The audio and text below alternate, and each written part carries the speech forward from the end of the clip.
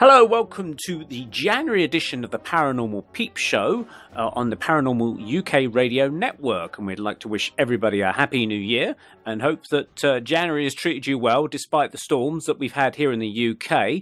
And also a happy new year to my fellow presenter, which is Andrew Chaplin. Hi, Andy, how are you? Hello, Neil. Yeah, not too bad. How's your New Year? Seems a few weeks ago now.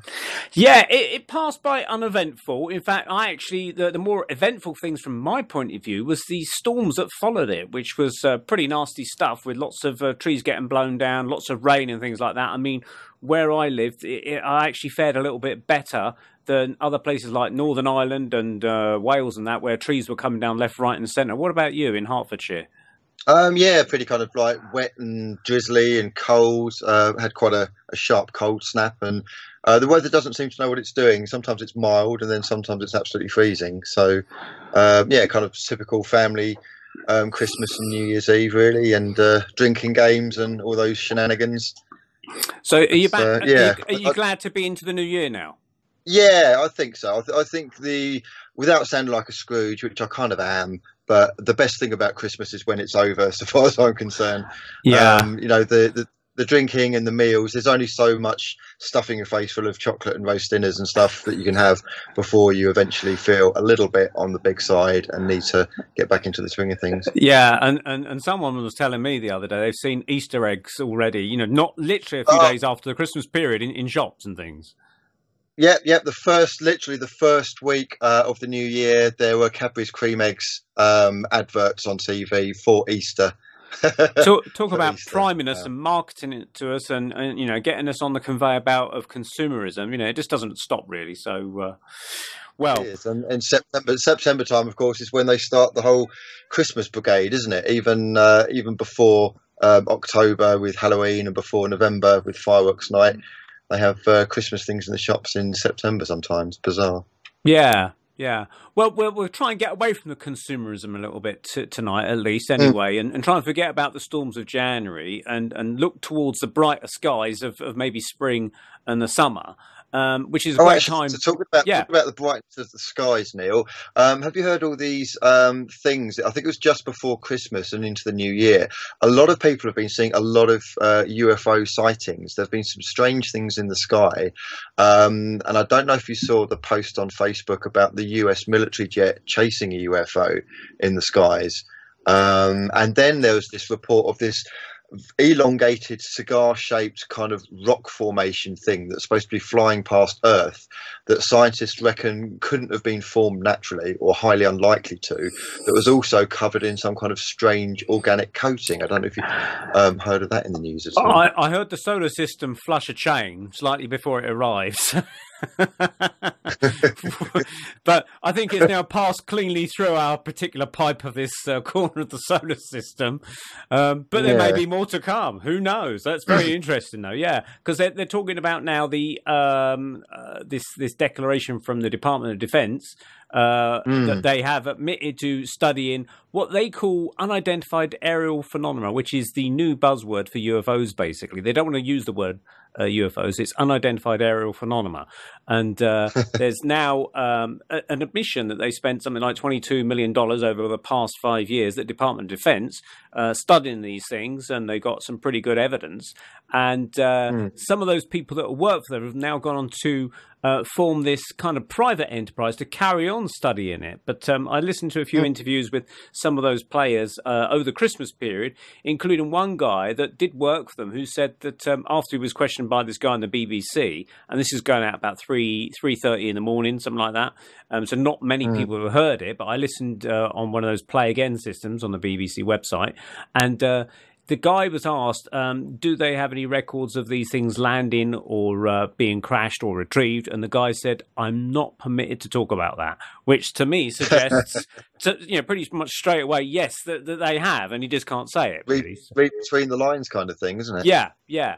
So on that subject, rather than the UFOs that they can see through their gun cameras, are you aware that there's actually phenomena that we can't see with the naked eye or with traditional cameras?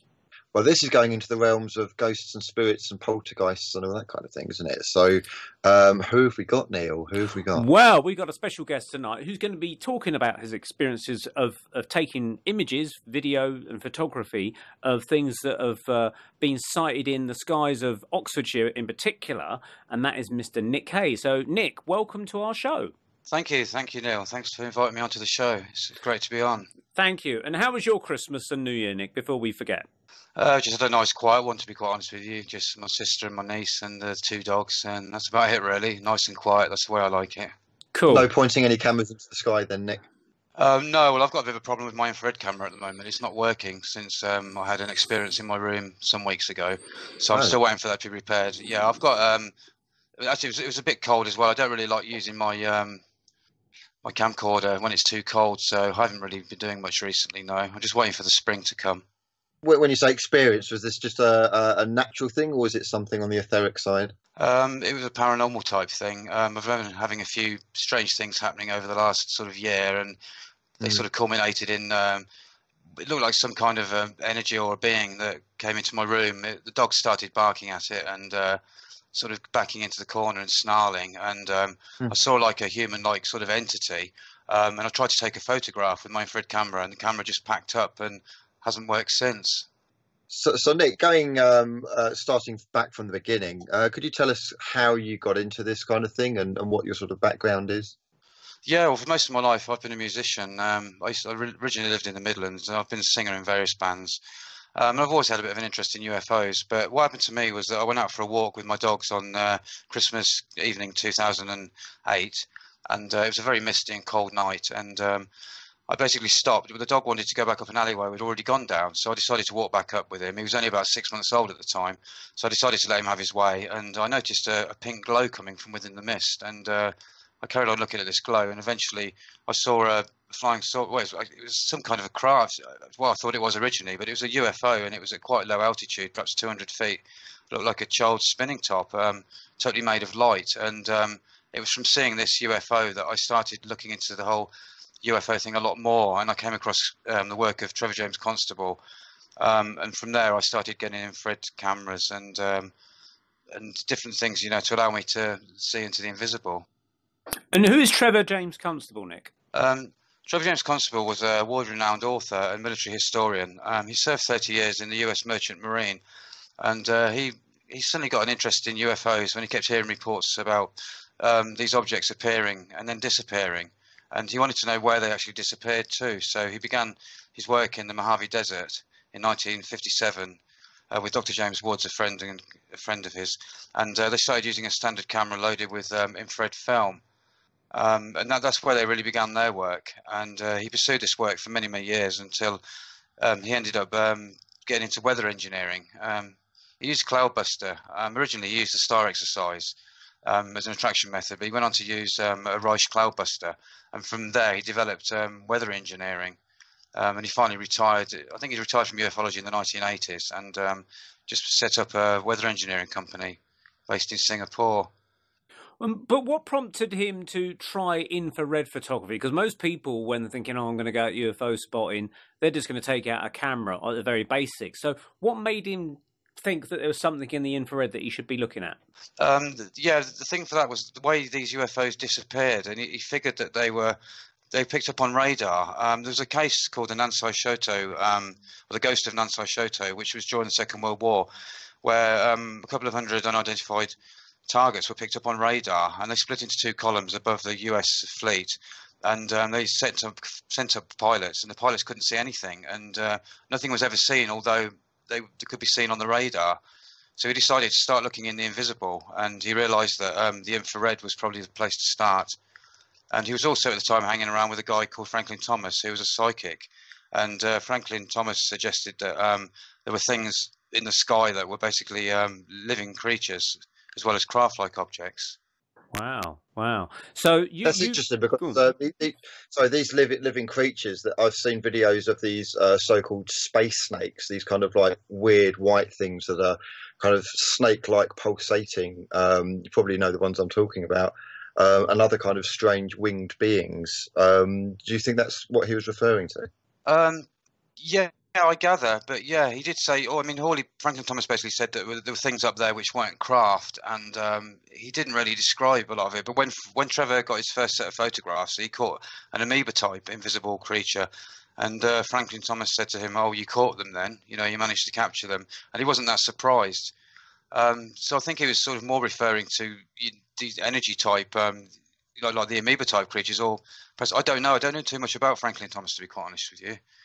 Um, but Trevor was actually after craft at the time. It was craft that he was very amazed when he actually got the amoeba pictures, because he wanted expecting a shiny disc of some sort. So that inspired you to then try a similar kind of practice. So I mean, did they give instructions in the book of what kind of cameras to get for this kind of thing? No. Basically, what happened was I wrote to Trevor. I decided to write to him, and I told him that I was thinking of filming using a digital camera, even though he suggested, to film with a film camera and infrared film. But he wrote back to me and he said, you should try new approaches. Nothing wrong with trying new approaches. And he said, it'd be a good thing to do. But he describes methods as methods that he uses for attraction and detection in his book, Quest of the Invisibles. And obviously his first book was They Live in the Skies, 1958 book, which covered his very early work in the Mojave Desert from 1957 through to 1958. And his later book, which was released in 1976, The Cosmic Pulse of Life, that covered his much later work, where he was mainly using a cloudbuster for attraction. And I actually built a cloudbuster to use for an attraction method. I started filming in actually early 2010 during that long winter that went on for a long time. And I started using a cloudbuster to try and bring anything in the invisible that much nearer to myself in order to be able to film it, more easily. And what exactly is a cloudbuster? The cloudbuster is it's a set of pipes, metal pipes, which are grounded in water, and invented by Dr. Wilhelm Reich. And he theorized that they would affect different densities of existence. And how he noticed was he saw some pipes sticking up from a pond. And he noticed there was a hole, 3 or 4 holes in the clouds, exactly above where these pipes were pointing. So he started mucking around with the pipes during his studies of etheric energy, and he was looking into orgone energy. And he found that they attracted UFOs. And it's theorized that it shoots into the ether a ray, and apparently when it's grounded in water, it takes the ether from the clouds back into the water. And this can bust clouds, get rid of clouds, and it can also attract creatures. And he found that he was seeing visible UFOs at the same time. And Trevor used this basically to replace the star exercise, which is what he used originally, which is it's an esoteric sort of procedure by which the whole body energy can be energized, and it creates a regular pattern of pulsations in the ether. And the theory is that it attracts creatures and craft and things, from other realities. Nick, why do you think that these beings, or whatever they are, or sometimes craft, are visible on infrared but not visible to the naked eye? I think it's because they're existing in a different dimension. I think that's possibly it. I think there's many different dimensions existing at the same time. Maybe sort of, they're at a higher frequency, perhaps. I mean, I've filmed things in the infrared and the ultraviolet, and obviously, the ultraviolet's at one end of the visible light spectrum, beyond the violet, and you've got the infrared at the other end. I was going to ask about the UV spectrum. Are you getting the same things in the UV spectrum as the IR spectrum? No, I'm not actually. No. When I filmed in the infrared, I caught a lot of craft-like things, a lot of disc-shaped and bell-shaped sort of objects, and they seem to change shape, a lot of them. But they were very, very high in the sky. But I also captured some sort of creatures, these things that I call spinning jennies and plasmatic gliders. They seem to be sort of energy, almost like a liquid energy that, that's invisible. There's those. And then when I film in the ultraviolet, I seem to get some very different things. I get a lot of actual fish-like forms and lots of very, very strange things, which, it's very hard to put them into any kind of a... I was going to say, they're just so very different. It's very hard to put them into groups, really. I've been trying to sort of, put them into different groups and similar ones. But, obviously I'm only just... I've only just broken into this. There's only a few things that I've captured over the years compared with the millions and millions of things that must be out there. Is it? I mean, we're not going to confuse listeners by sort of thinking that if they got night vision cameras or night vision goggles, that they'll be able to see the same things, are they? No, I don't use any night vision stuff at all. I film in the daytime. I film in the infrared. In the infrared and in the ultraviolet in the daytime. Well, the ultraviolet, I use the sun obliteration technique, and I zoom into the edge of a building, and basically I wait for things. I use a cloudbuster as an attraction method as well, but I just wait for things to come by. They seem to come by on a flow, almost like an etheric flow at high speed. Yeah, when I film in the infrared, I'm filming in sort of a totally different way. I tend to film high above the trees, exactly where the cloudbuster's pointing. It's interesting that you bring that up, Neil, because you guys probably saw this, but and you probably see this as very lowbrow, but I quite enjoyed it. Danny Dyer did a UFO thing that was quite interesting, where he was visiting different ranches, and he was actually using infrared cameras and infrared night. Yeah. As you know, the type of stuff you can get off eBay or you know, camera shops or whatever. And he was actually picking up stuff, and his group was actually picking up stuff that was in the infrared spectrum and quite visible on IR scopes, but not visible to the naked eye. So in fact, and I don't know if they're the same objects that Nick would be picking up on, but certainly I would say to people listening, give it a go, because you might actually be able to pick something up. Nick, what do you think about that? I think the skies are full of living creatures. It's just like an ocean, as far as I'm concerned. And the thing is, what I've realised through my work is that when you really want to see something, very often you will. A lot of these things that I've been filming, I believe, because are actually, you know, living entities as well, and they know when you're looking for them. And they will appear.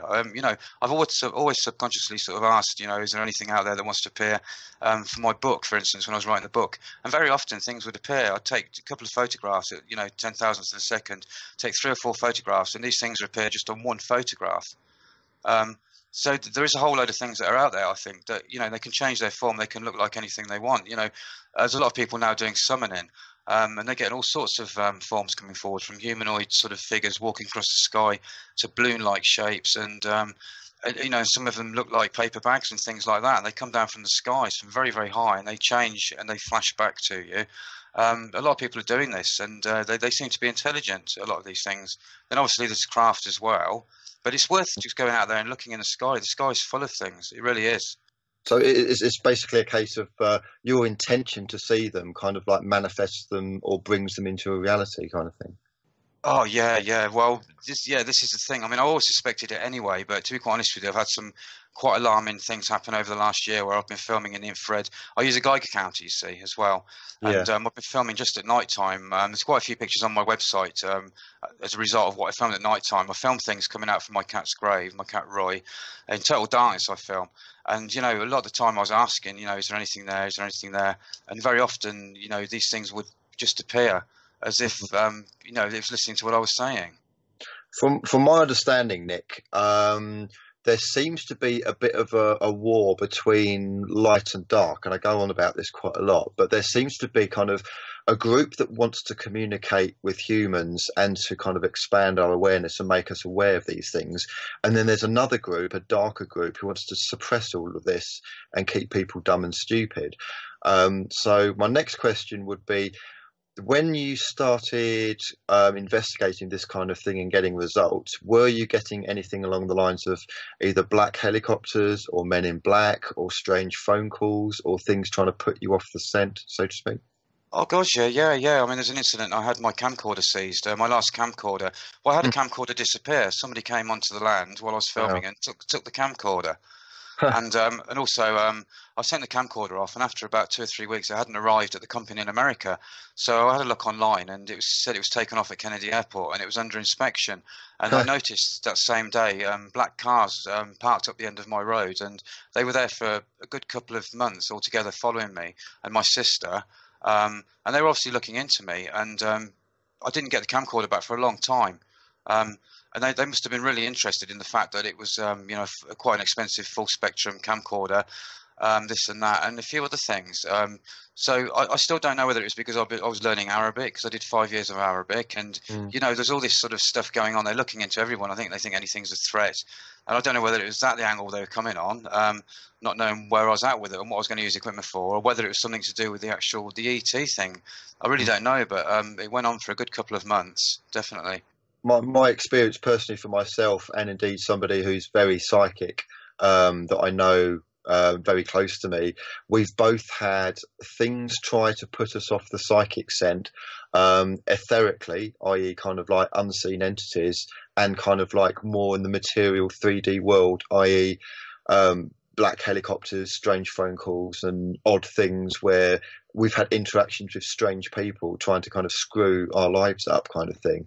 So it's almost like there's a two-pronged assault. There's like an etheric assault from unknown beings or unknown entities that try to screw up your life, and then there's kind of like the more the 3D man-human type element that's also trying to screw up your life. And it sounds like you're getting a bit of both. Can you describe the incident you said recently where your camera failed, or there's a problem with your infrared camera? What happened with that? Well, basically, that was a culmination of a lot of things that have been happening. The dogs have been reacting a lot upstairs. I live with my sister, but I live in a separate building, and I've got one of the dogs upstairs with me. Dogs have been getting really unnerved. It's been going on for about a year and a half.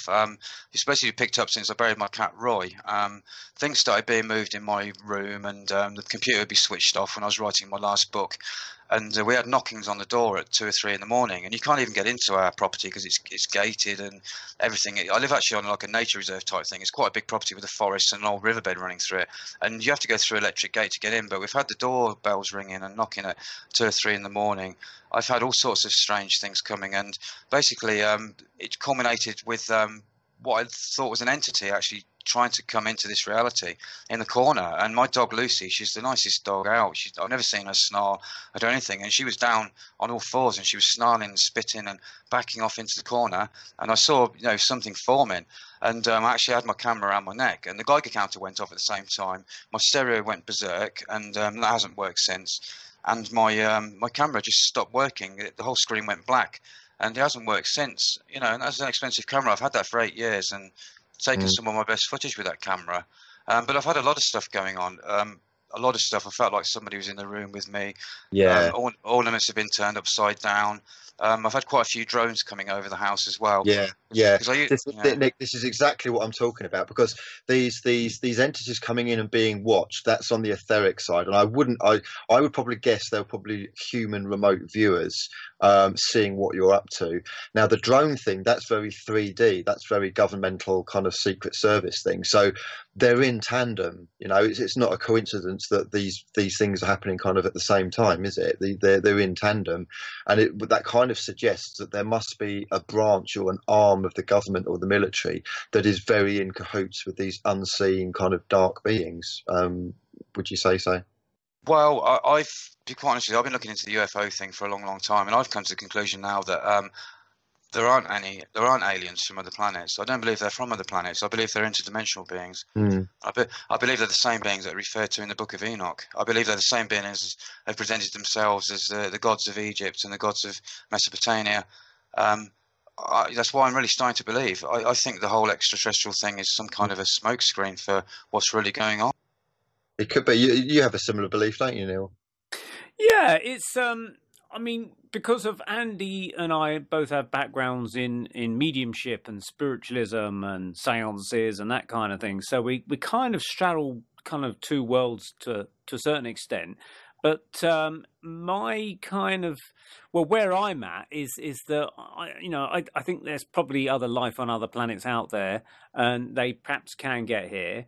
But I think they do have the advanced spiritual knowledge to able to materialize. I mean, there's been accounts where people have been abducted by the Greys, if you want to call them the Greys, and they've literally been pulled through windows that are solid, but somehow they've dematerialized. Now, dematerialization happens quite frequently in physical seances, normally conducted in the dark, and again they will use infrared vision of sorts to try and see what's happening, or infrared lights to try and light the room up to a certain extent. But they say this phenomenon is generally kind of sensitive to normal daylight of that spectrum, and maybe that might account for perhaps why people tend to be abducted when they're asleep or at night, because the daylight hours are not conducive, perhaps, to a particular breed, or, if you like, species of creatures, aliens or whatever, to abduct you. And the nighttime is a much better, for physics, that is, to kind of dematerialize you or something. But there's possibly other. I think I agree also that there is other beings possibly out there that will kind of infiltrate our reality, and they can show up perhaps on the infrared or ultraviolet or whatever you want to call it. They're beyond the range of our physical senses, and I think Nick is one of the maybe pioneers, if you like, that's at least kind of opening our eyes to these things.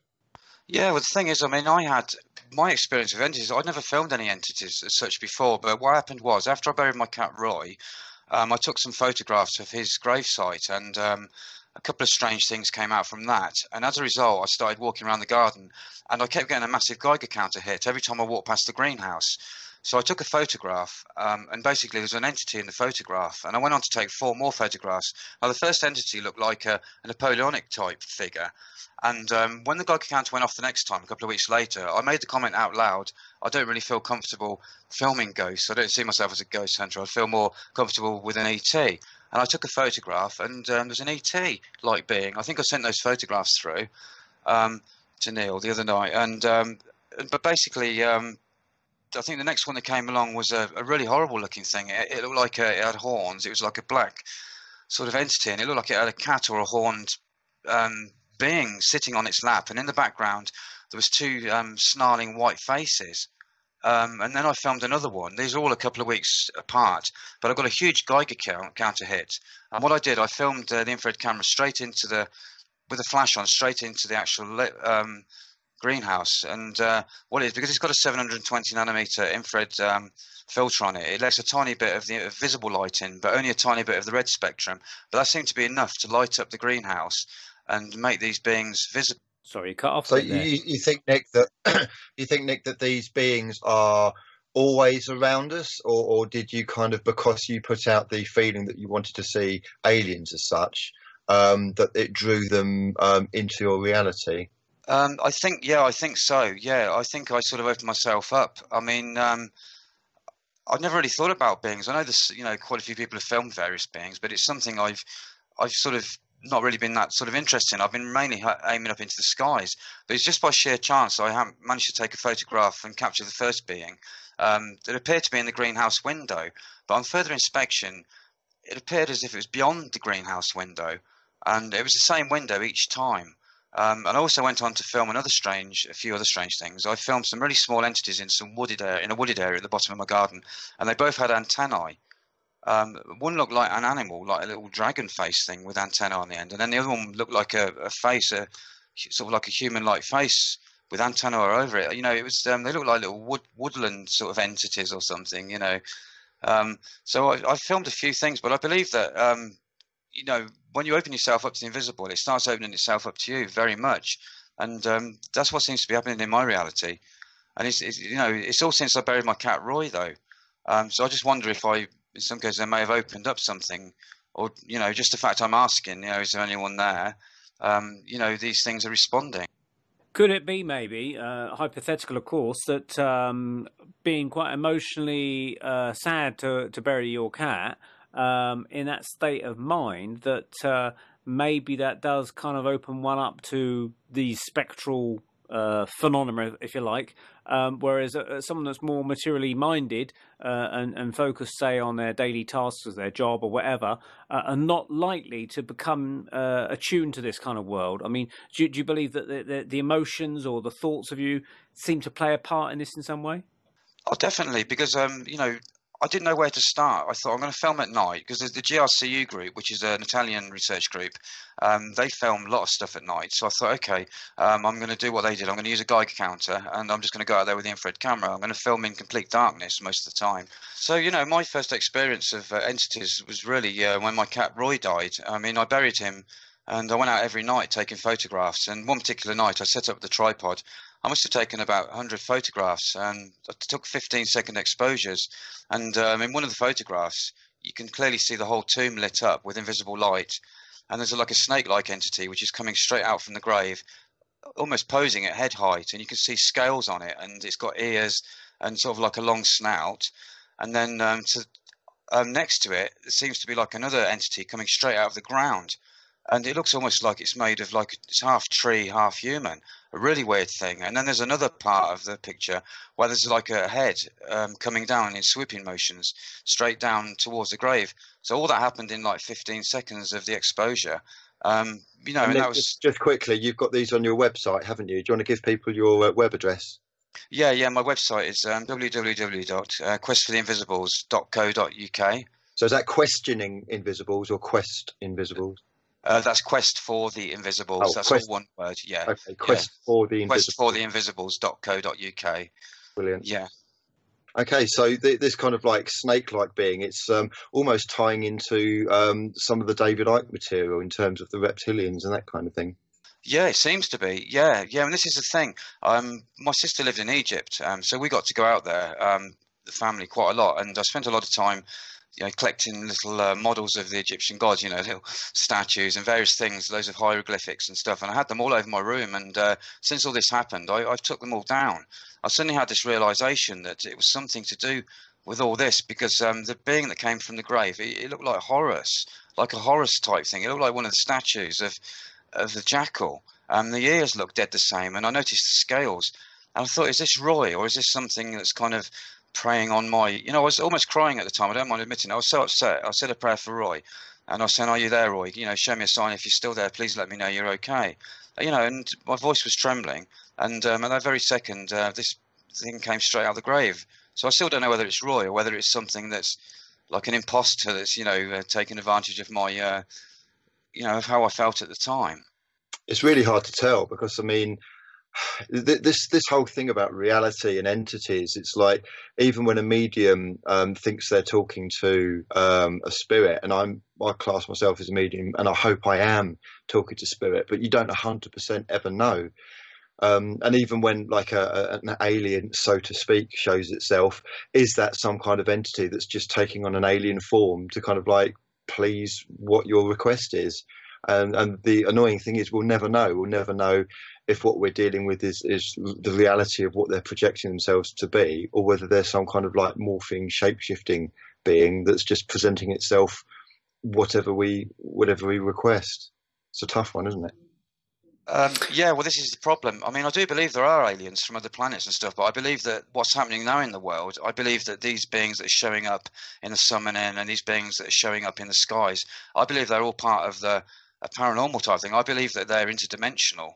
I don't believe these entities are necessarily there for our good either. And that's what I come to the conclusion. And the more I read the Book of Enoch, and I see about, you know, the accounts of these beings, even in the Indian texts like the Mahabharata and other texts, they talk about these beings coming down from the skies right the way through history. And, you know, and it's obvious that they presented themselves as gods, and in many cases they seem to have had hybrid children.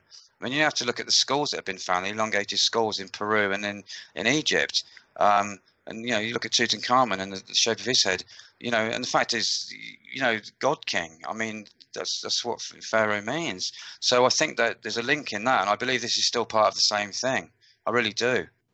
It's interesting, though, that you spotted what you thought potentially was the spirit of your cat coming out of the grave, because some people would perhaps say, well, hang on a minute, if your cat and other animals and people pass over to a spirit world, well, surely they would be inhabiting that realm rather than sitting there laying it in the corpse of the cat or the person or dog or wherever it may be inside the ground, because it's not exactly the best place to be residing. You know, once you've passed over, you really kind of naturally would be presumably drawn to go on to the next level of existence rather than being earthbound. So maybe the fact that you saw something coming out the ground was kind of something that was leading you down the garden path to your expectations. So it could have been the cat, or it could have been some other entity masquerading as the cat, but the very fact that it appeared to be coming out of the ground was suggesting a bit of an old hat type of trick, that the old kind of perception of where ghosts reside, i.e. the graveyard. Oh yeah, no, definitely. I mean, I do believe that, you know, at a certain time after death, I do believe that the spirit can come back to the body. I believe that if there's certain people, say, around checking out a body that's in like the funeral home, I do believe that the spirit can come around and hover around for a period of time. So I don't believe it's residing in the body, in the ground. I just believe that when you're at a certain point of where it's buried, I believe that it's aware. But then again, I do believe that perhaps this was something masquerading. I really don't know, because I got 2 images, and on one of the images I got, I'd laid down some flowers for my cat Roy, and they were they were sort of daisy plants, long sort of stem daisy plants. And what happened is, the first photo I took, it's like 2 flashes of energy coming out from the gravesite, and they basically look like these daisy plants, which I laid on the actual grave.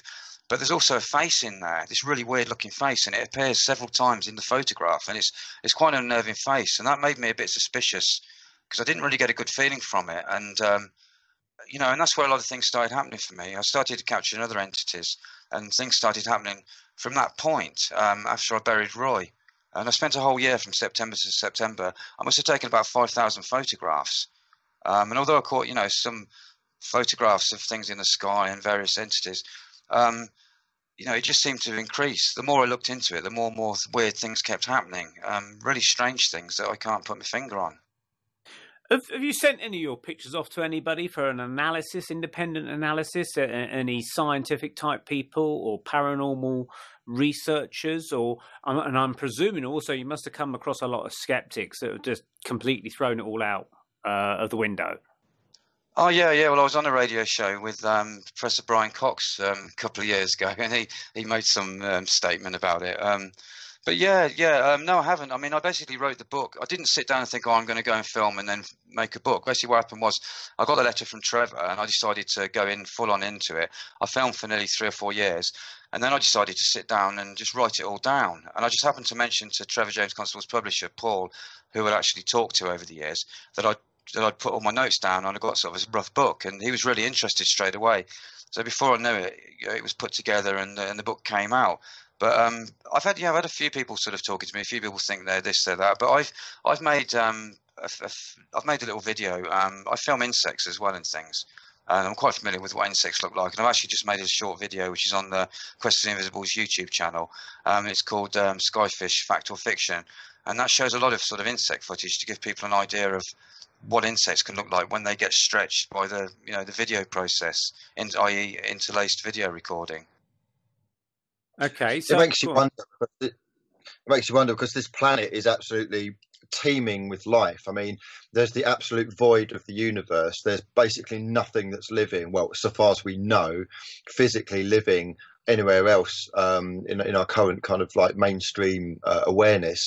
And then you arrive on this planet, and everywhere is teeming, from insects to mammals to humans to sea life to amoebas to bacteria. Everything is teeming.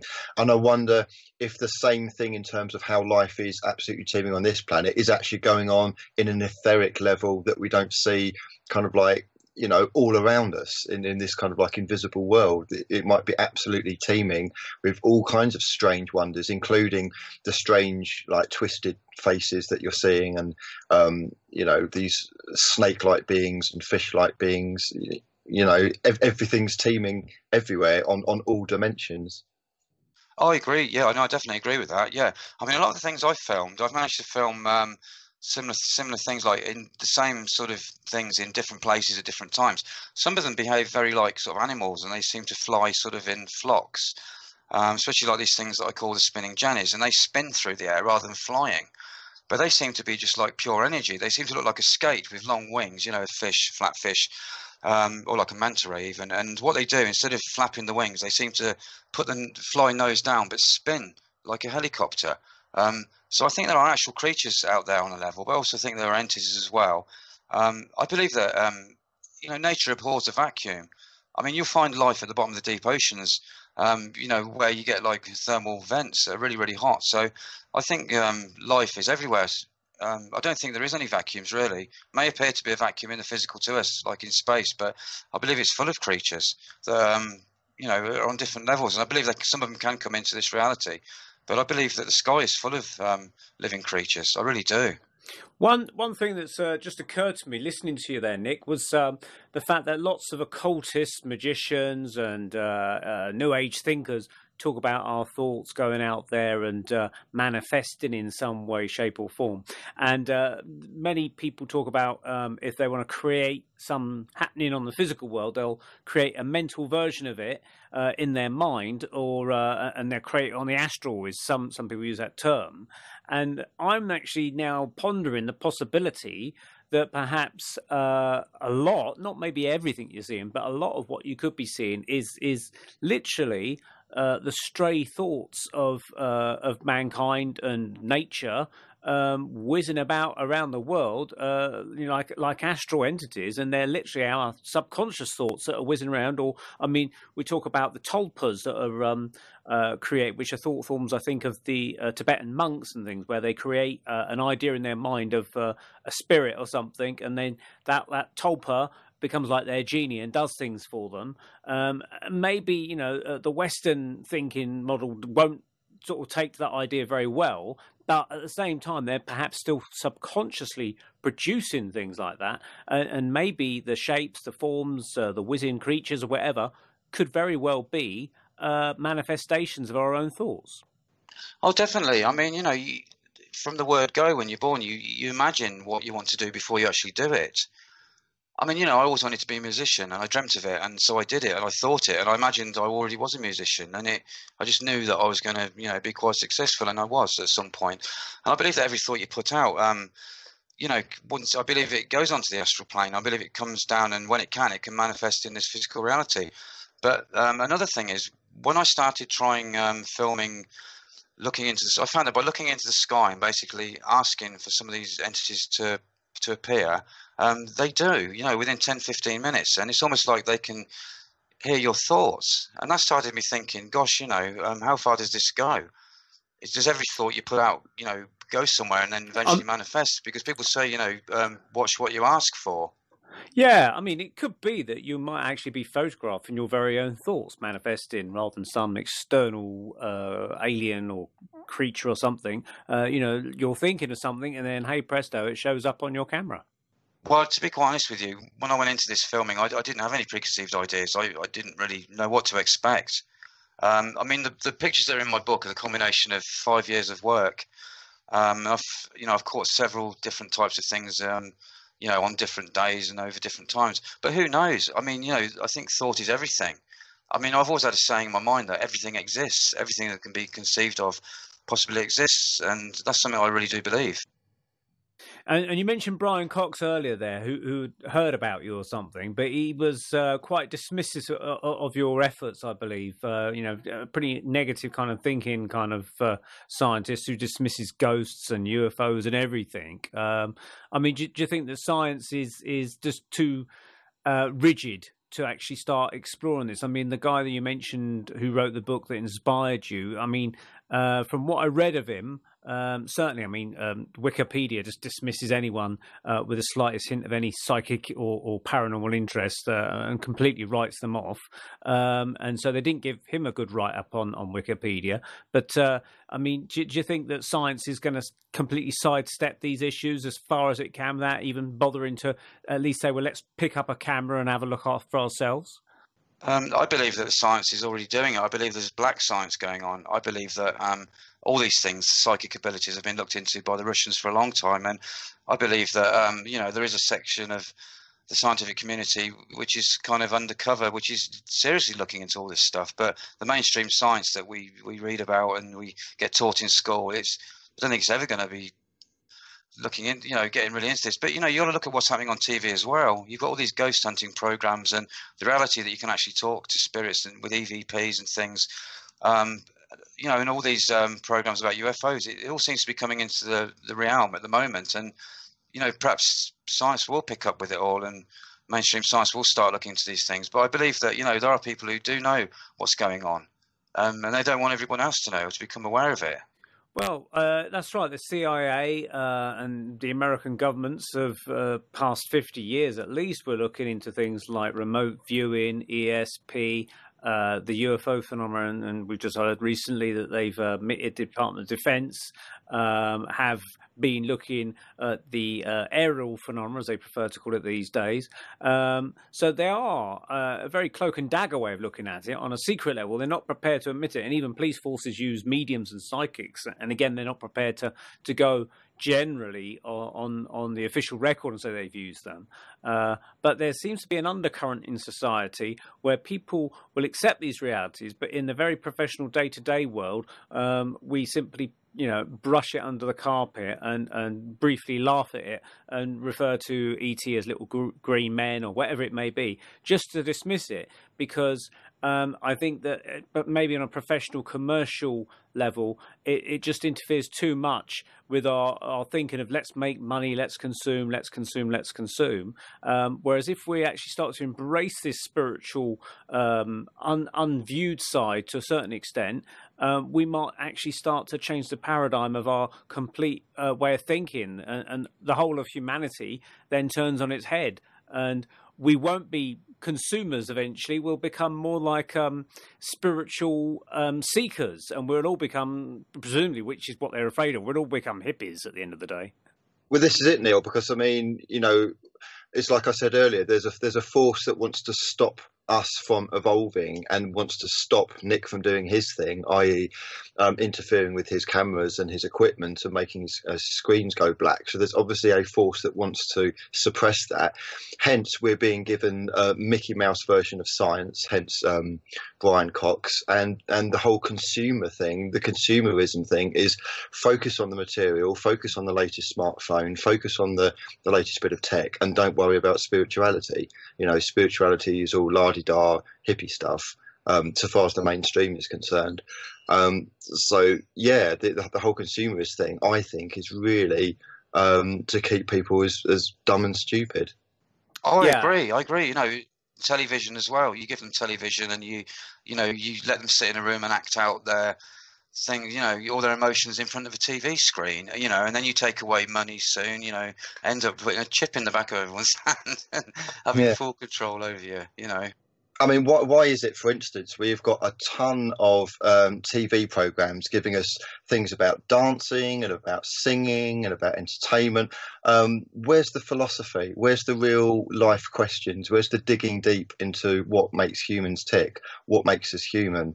The spiritual aspects of life, maybe the different spiritual aspects of the different belief systems and religions and things.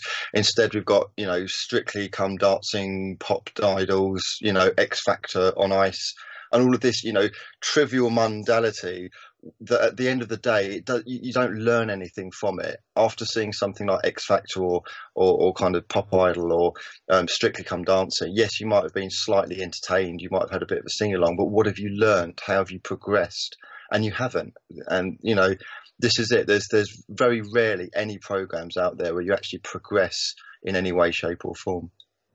I find I agree, Yeah, go on, Nick, go on. They're controlling it. I'm convinced they're controlling what you see, and they're moulding what you think. I mean, this is it. It's very hard to tell what is actual reality or not. I mean, they could show you any scenario and say something's happening in the South Pole, like these UFOs coming in. They could tell you anything they want, and how do you know whether it's real or not? Because you're just relying on their version of reality. And I do look into it sometimes and wonder if it is what it's meant to be. The very fact that you appeared on Radio Oxford, which is BBC Radio Oxford, mainstream, although it's not the big main BBC, but it's still part of the BBC, so it's local radio. I'm presuming it's BBC anyway. I mean, the fact that they were prepared to listen to you, was it kind of a condescending interview? Were they just quite dismissive from the word go? Or were they kind of open-minded? And did they then say, well, let's take a look at your images, or can people look at your images on the website? Was it more positive, or was it a negative experience in that sense? Well, the interview with Malcolm Borden was quite good. He seemed to sort of be into the whole idea. But just before I came on to the interview, he actually had Professor Brian Cox on a radio link, because he was doing something in Oxford at the time. And he said to Brian Cox, what do you think of my guest after 11 o'clock? His name is Nick, and he's a UFO photographer, and he's discovered sea creatures that are invisible to the naked eye flying over Abingdon. And Brian Cox says, I would question him seriously over that. And Malcolm says, I intend to after 11. And Professor Cox says, oh, yes, yes, what can I say? Malcolm says, well, I'll question him. And Professor Cox comes back in with, make him justify that statement. It would be the greatest scientific discovery of all time. You're either talking to the person that changes the course of human history or someone else. I'll leave it up to you to decide. And then he sort of chuckles. So, from your perception then, that Brian Cox was giving it the thumbs down, even without really kind of listening or bothering to listening to you, really, is he?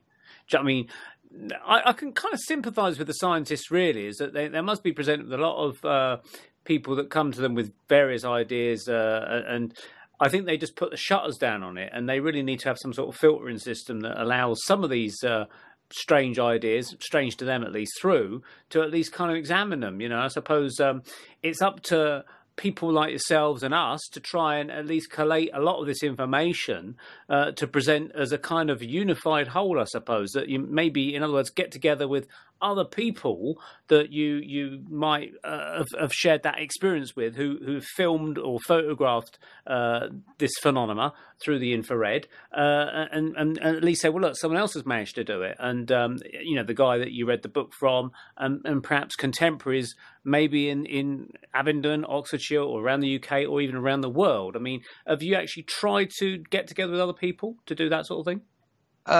There's a few people that I've met sort of over the last few years that have filmed similar type things, but not really. No, I mean, to be quite honest with you, I spent 5 years recording constantly, and then a year writing the book, and then sort of 6 months trying to get the website up together. I'm just constantly filming. I didn't really know many people. It wasn't until I noticed that Ellis was doing a few bits about Questing Invisibles, and I got hold of him and said, oh, thanks for everything you're doing. And he suggested that I get hold of Ben and a few other people. So it's only been happening over about the last sort of 3 or 4 months that I'm actually in touch with other people like yourselves that are sort of into this thing. So before that, no, I've spent most of the time just in my own isolated world. I mean, I barely left the house for 10 years. Well, maybe this is the time to step forward boldly and go where no other infrared photographer has been before. Pardon that pun. But for the time being then, we'll take a break now. It's time to listen to a few messages, and we'll be back with Nick Hayes and myself and Andrew Chaplin, and we're talking about the quest for the invisibles on the Paranormal Peep Show. Glenatye Publishing is proud to announce the release of our latest novel, The Demdike Legacy by Barry Durham.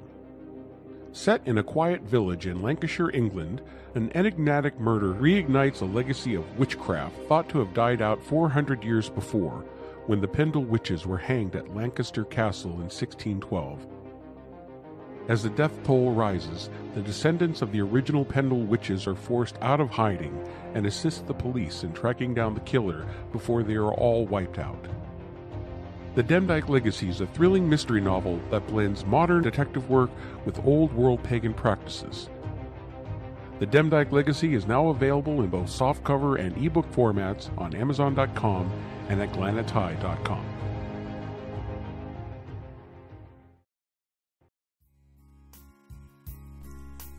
Have you ever wanted to visit the south of Italy?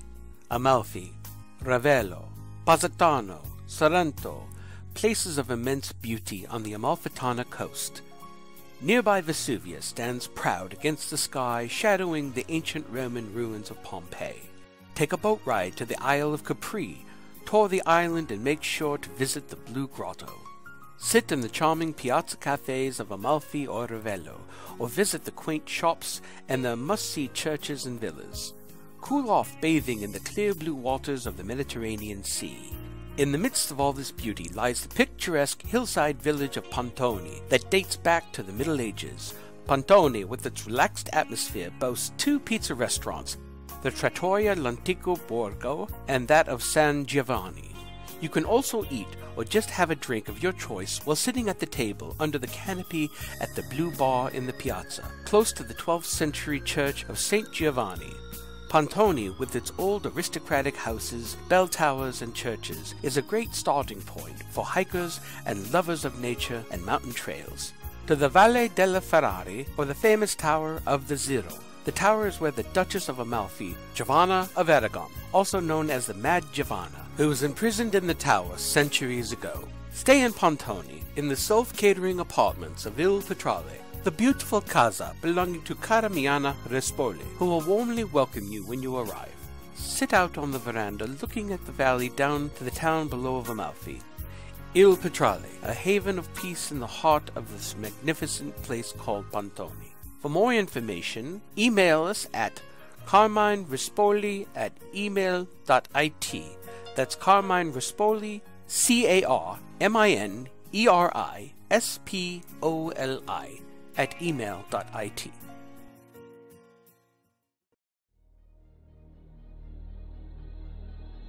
Planetai Publishing is pleased to announce the release of the award-winning novel The Girl Who Rode Dolphins by Michael Ganis. A mysterious young girl is discovered in the ocean off the coast of Haiti, surrounded by a pod of the most extraordinary dolphins ever encountered. Together they protect a secret cove on Navassa Island teeming with life, and which holds mysterious secrets that must be protected at all costs from dark forces intent on exploiting them.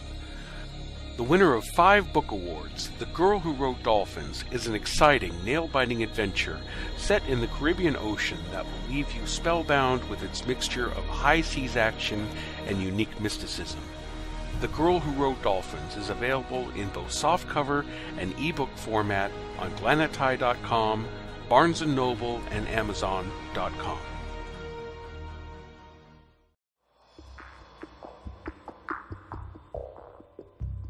This is Barry Fitzgerald from Ghost Hunters International.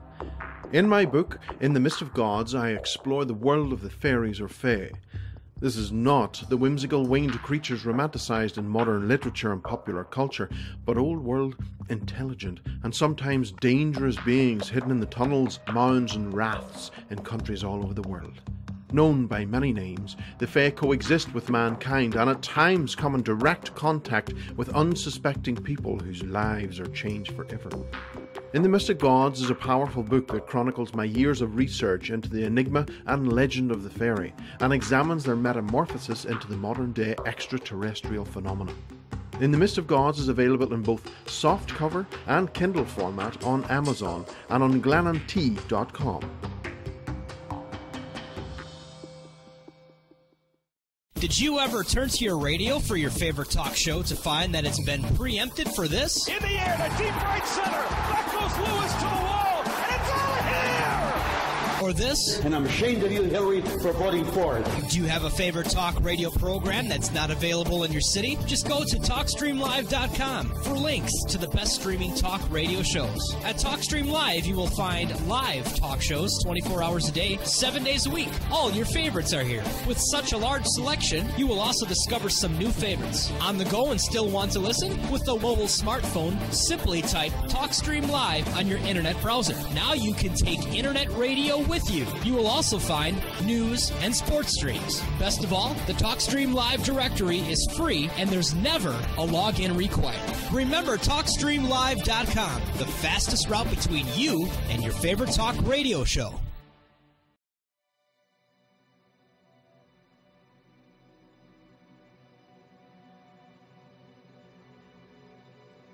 You're listening to the Paranormal UK Radio Network.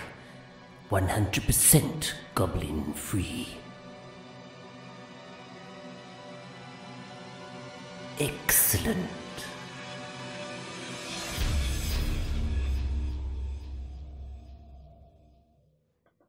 Hi, welcome back to the Paranormal Peep Show on the Paranormal UK Radio Network, which is also simultaneously broadcast on the Dark Matter Digital Network in the United States. So welcome to all our listeners there. And we've been joined by Nick Hayes of Oxfordshire in the United Kingdom, along with Andy Chaplin, our regular co-host. And we're talking about the Quest for the Invisibles, which is a slightly different take on UFOs and aerial phenomena. This is looking for things that you can't normally see with the naked eye or normal photography. This is things that you will have to see with specially adapted cameras using ultraviolet or infrared kind of filters and gadgets and things to hopefully capture what Nick believes is the untapped universe of things literally flying above our heads. Welcome back, Nick. Hi, how you doing? You right? Yes, thank you. Now, I was just taking a quick refresher look at your website now, back during the break, and I noticed that we spoke in the first part about whether there are other people doing this kind of photography, and I discovered there was actually a team of Romanians and Italians that were unaware that other people were like yourselves were doing it by the sounds of it, and earlier pioneers, and they seem to have stumbled across similar kind of phenomena as you. Have you seen any of their pictures or anything?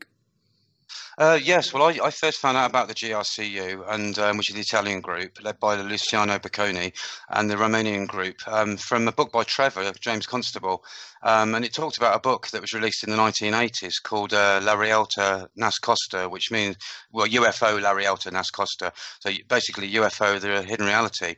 And I got hold of that book. It's a very rare book. Cost me a few £100 at the time, but it's very rare, and it contains lots of infrared photographs taken showing entities and various strange forms that are in the invisible. It's all in the infrared. They used infrared film in a standard camera, the same as Trevor James Constable. Now, obviously, we've got digital cameras these days, but when this was first starting, people were developing infrared film.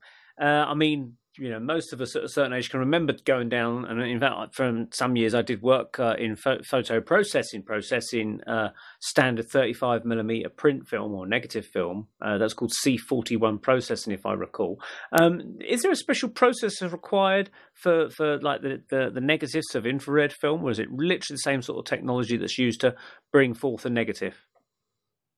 Especially the same sort of technology. I mean, because Trevor took so much, obviously the cost was there, so he decided to start developing his own films. But the problem is it's got to be done in total darkness, and even when you put the film in a camera, the slightest pinprick of light will show up on the film. It will fog the film, and he had several sort of tries in his early days where the film was just completely fogged and blurry, and he didn't realise for a long time that it was because of the pinprick of light that was coming in.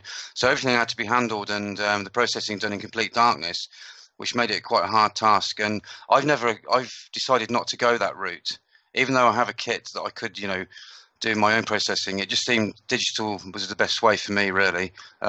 It's more cost effective, and also, you know, a lot of people starting to look into the world with digital cameras, and I found it very exciting.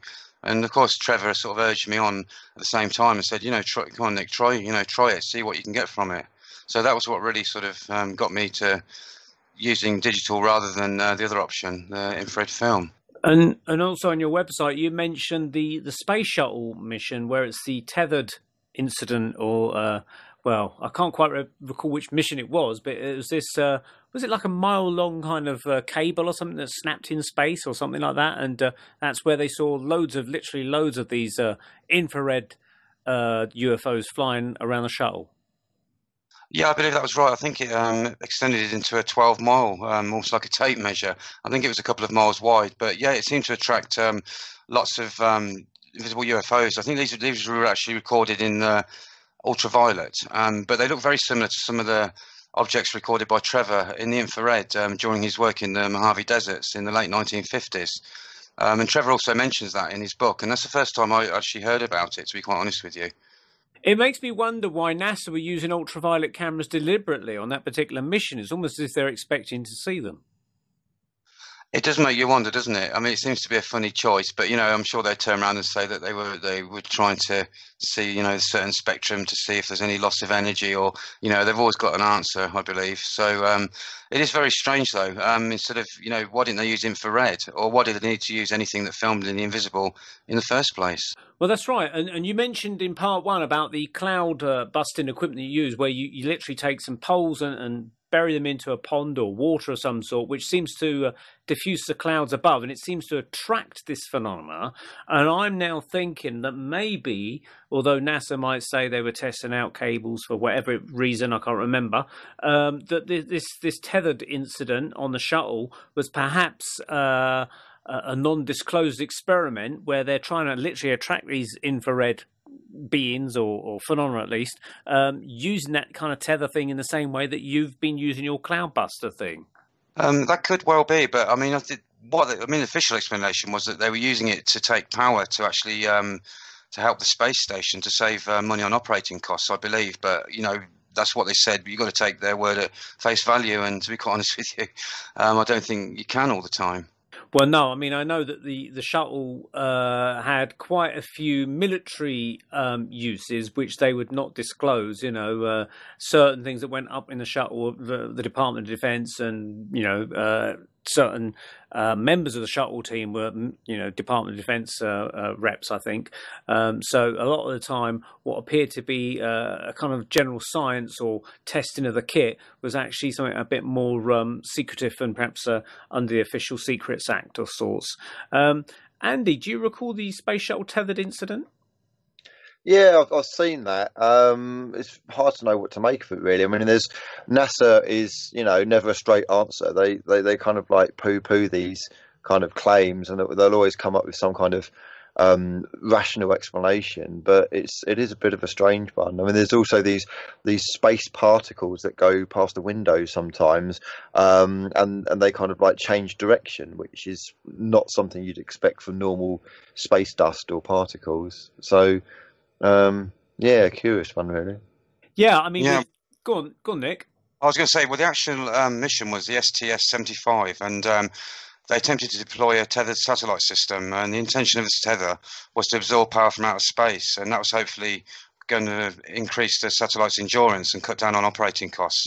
It was 12-mile long electrodynamic tether, and it snapped and became a 12-mile long energized cord, which apparently is what attracted dozens of the UFOs, which looked like something from something from the biological world, the small, very, very small. It looked like that's right. Seen from an aquarium, maybe. That's right. It's like you're looking through a big microscope down at all the little microbes swimming around in a dish of sorts, and. There was one, I think the main one that a lot of people sort of focused their attention on was this one that had like a hole in it. It was almost like a flying donut. And someone else pointed out that it was the same kind of craft was spotted elsewhere around Earth or something, or photographed elsewhere. But yeah, I mean, it could be that the electroactivity of this cable literally was like a static electricity and pulled them into it or something. I mean, maybe, they're saying they're trying to power the space station with energy from outer space, and thinking, well, I've never heard that one before. So it's a bit of a strange one. It sounds like it's almost like a vacuum cleaner to hoover them up and maybe catch them or something. It may well have been, yeah. I mean, you don't know. I mean, I heard the other day that they were using the space shuttle to do stuff with metal. They were getting certain metals to mix that couldn't be done in Earth's atmosphere, which I find quite interesting, because I actually worked in a foundry for 9 years when I left school. And, it's very interesting. I've always been into sort of different metals. But I've heard all sorts of things. But, you just don't know what to believe half the time. This is the problem. Well, that's it. The official story is always the official story, and sometimes you literally have to read between the lines. And considering what was found in that video, which was actually, I believe, there was a guy, I think he might have been in Canada, but I could be wrong. He might have been in the United States, where he was a disabled guy, and because he couldn't get out of the house, he just stayed all day. He was interested in space and astronomy and the space shuttle missions as well. He somehow had the old equipment to tune in and download NASA's feeds and things. I think a few people have done that, actually, and they used to sit there and go through all the material of the live NASA feeds and download it. And it was thanks to people like them that they exposed a lot of this phenomenon that we probably wouldn't know about to talk about it today, really. Yeah, well, I think that was David Serrada. I think he was the guy who released it. But yeah, I mean, there's a lot of people. I mean, people sit there and look at television screens looking for rods and different things. I mean, there's a lot of people out there, looking and trying to see just what they can find. I mean, which is great, really.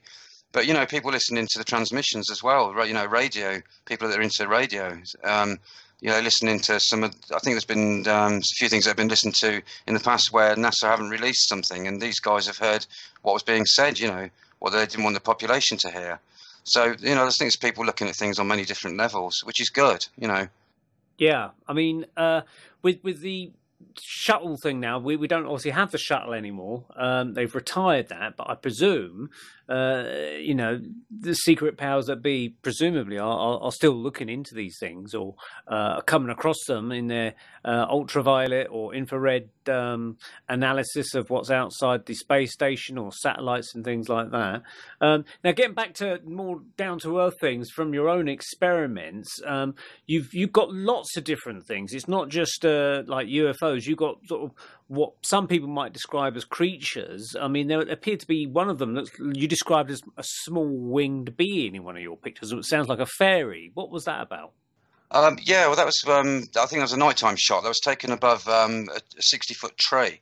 I decided to first go out just after Roy died. I think that was just before Roy died, when I was initially testing the camera out at night.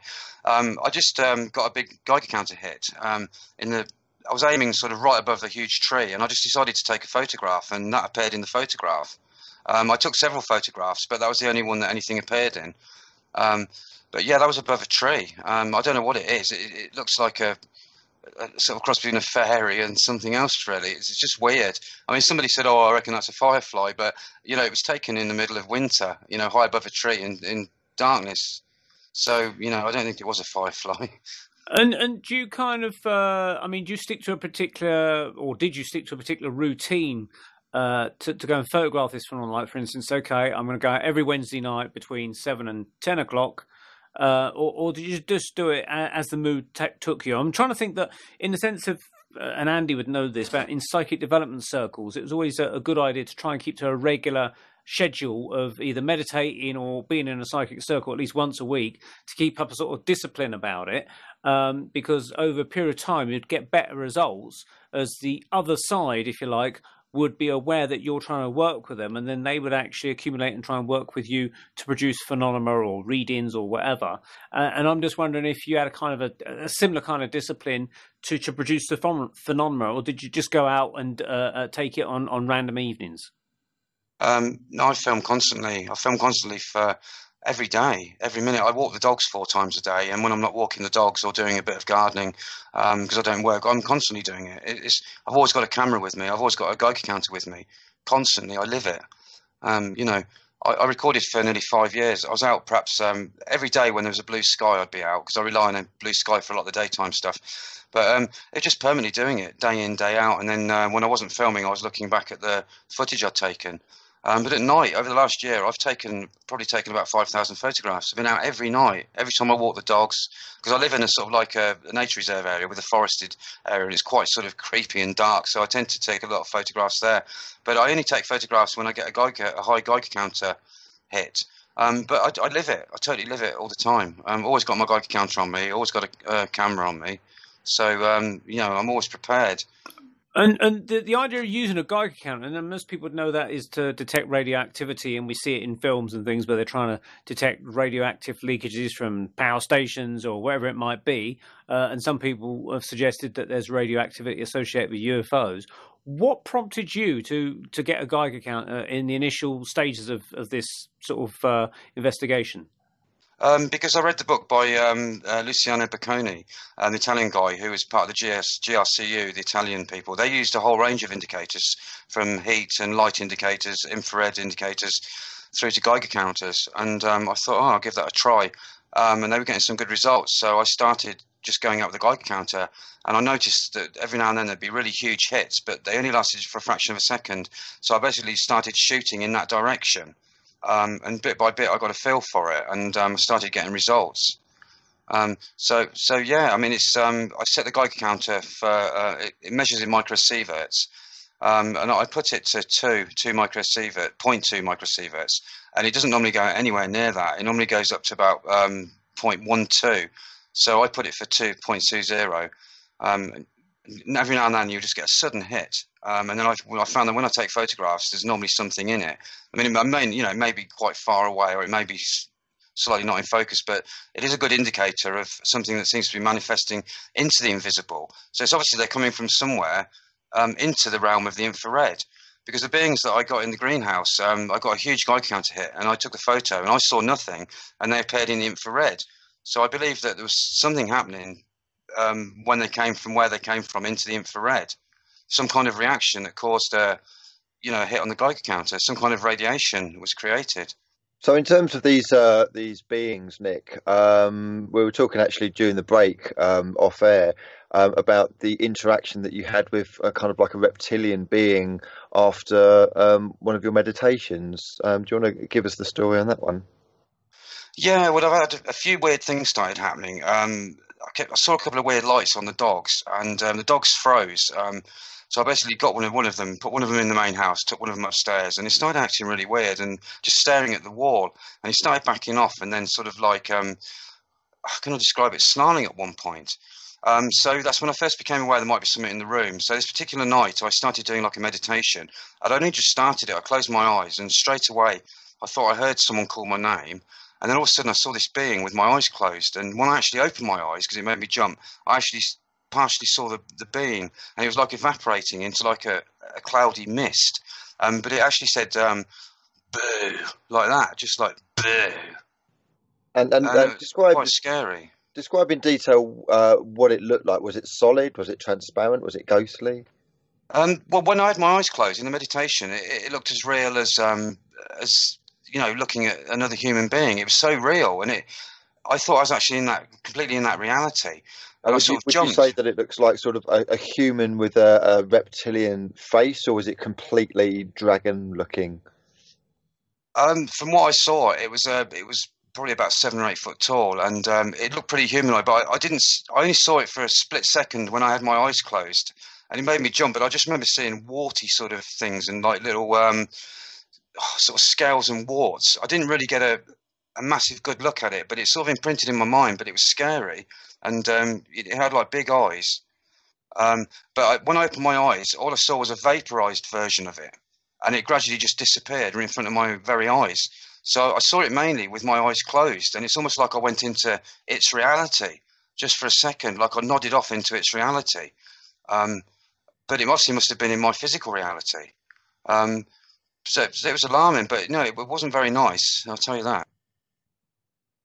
Has this kind of thing put you off, like doing this investigation where you're getting a few iffy, suspect kind of beings encroaching your research? It's made me sort of think about what some of them might want, because I feel for a while that I've perhaps been helped by some of these beings to get certain pictures, and it was all going really well. And then once I started having the realisation that some of these beings that are being summoned aren't necessarily there for our good, then everything seemed to go haywire. Things started appearing, things started disappearing, and it all seemed to go mad after I had this big realisation. And that's when I removed all the papyrus and the various statues of the Egyptian pantheon. I took them out of the room. And it seemed to really start then. It was almost like I was being punished for not going along with the plan, so to speak. Do you suspect, Nick, that it could be a case that you may have been working with ones on the light side that want to help us and then got hijacked by the dark ones? Or do you think they were dark all along and they started off pretending to be light, but they've always been dark from the beginning? Oh, yeah. Well, yes, it's a hard one to know. It's a hard one to know. At first I thought they were there for our good.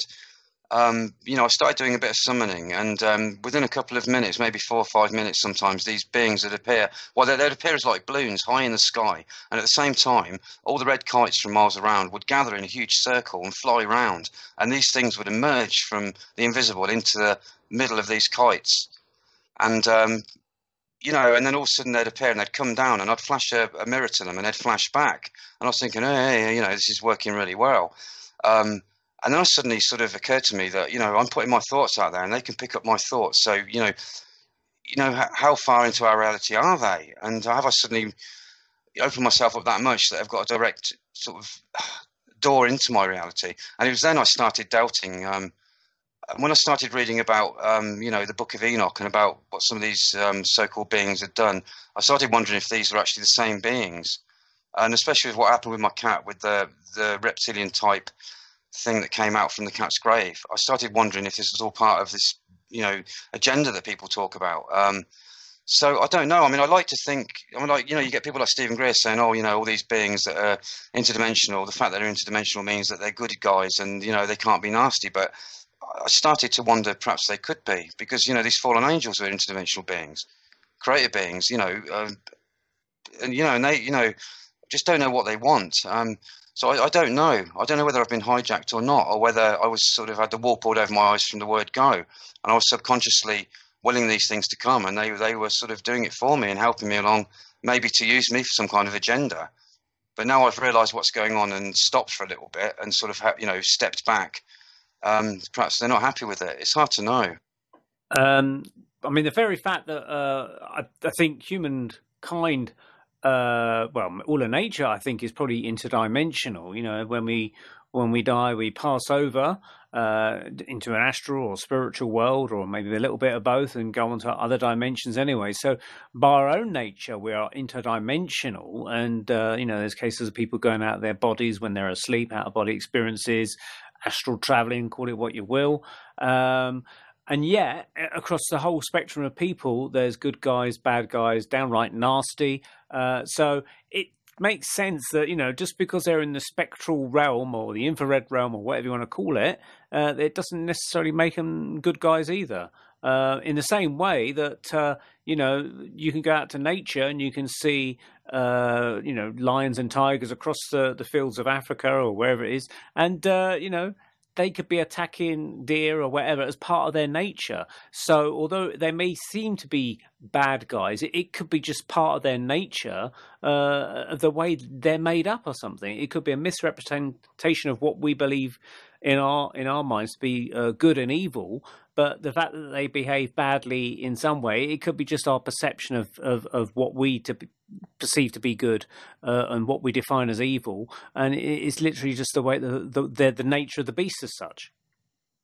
Oh, yeah, no, I definitely agree. Because, we're looking at it from a human perspective. What's good. I mean, even in the human life, what's good for one isn't good for someone else.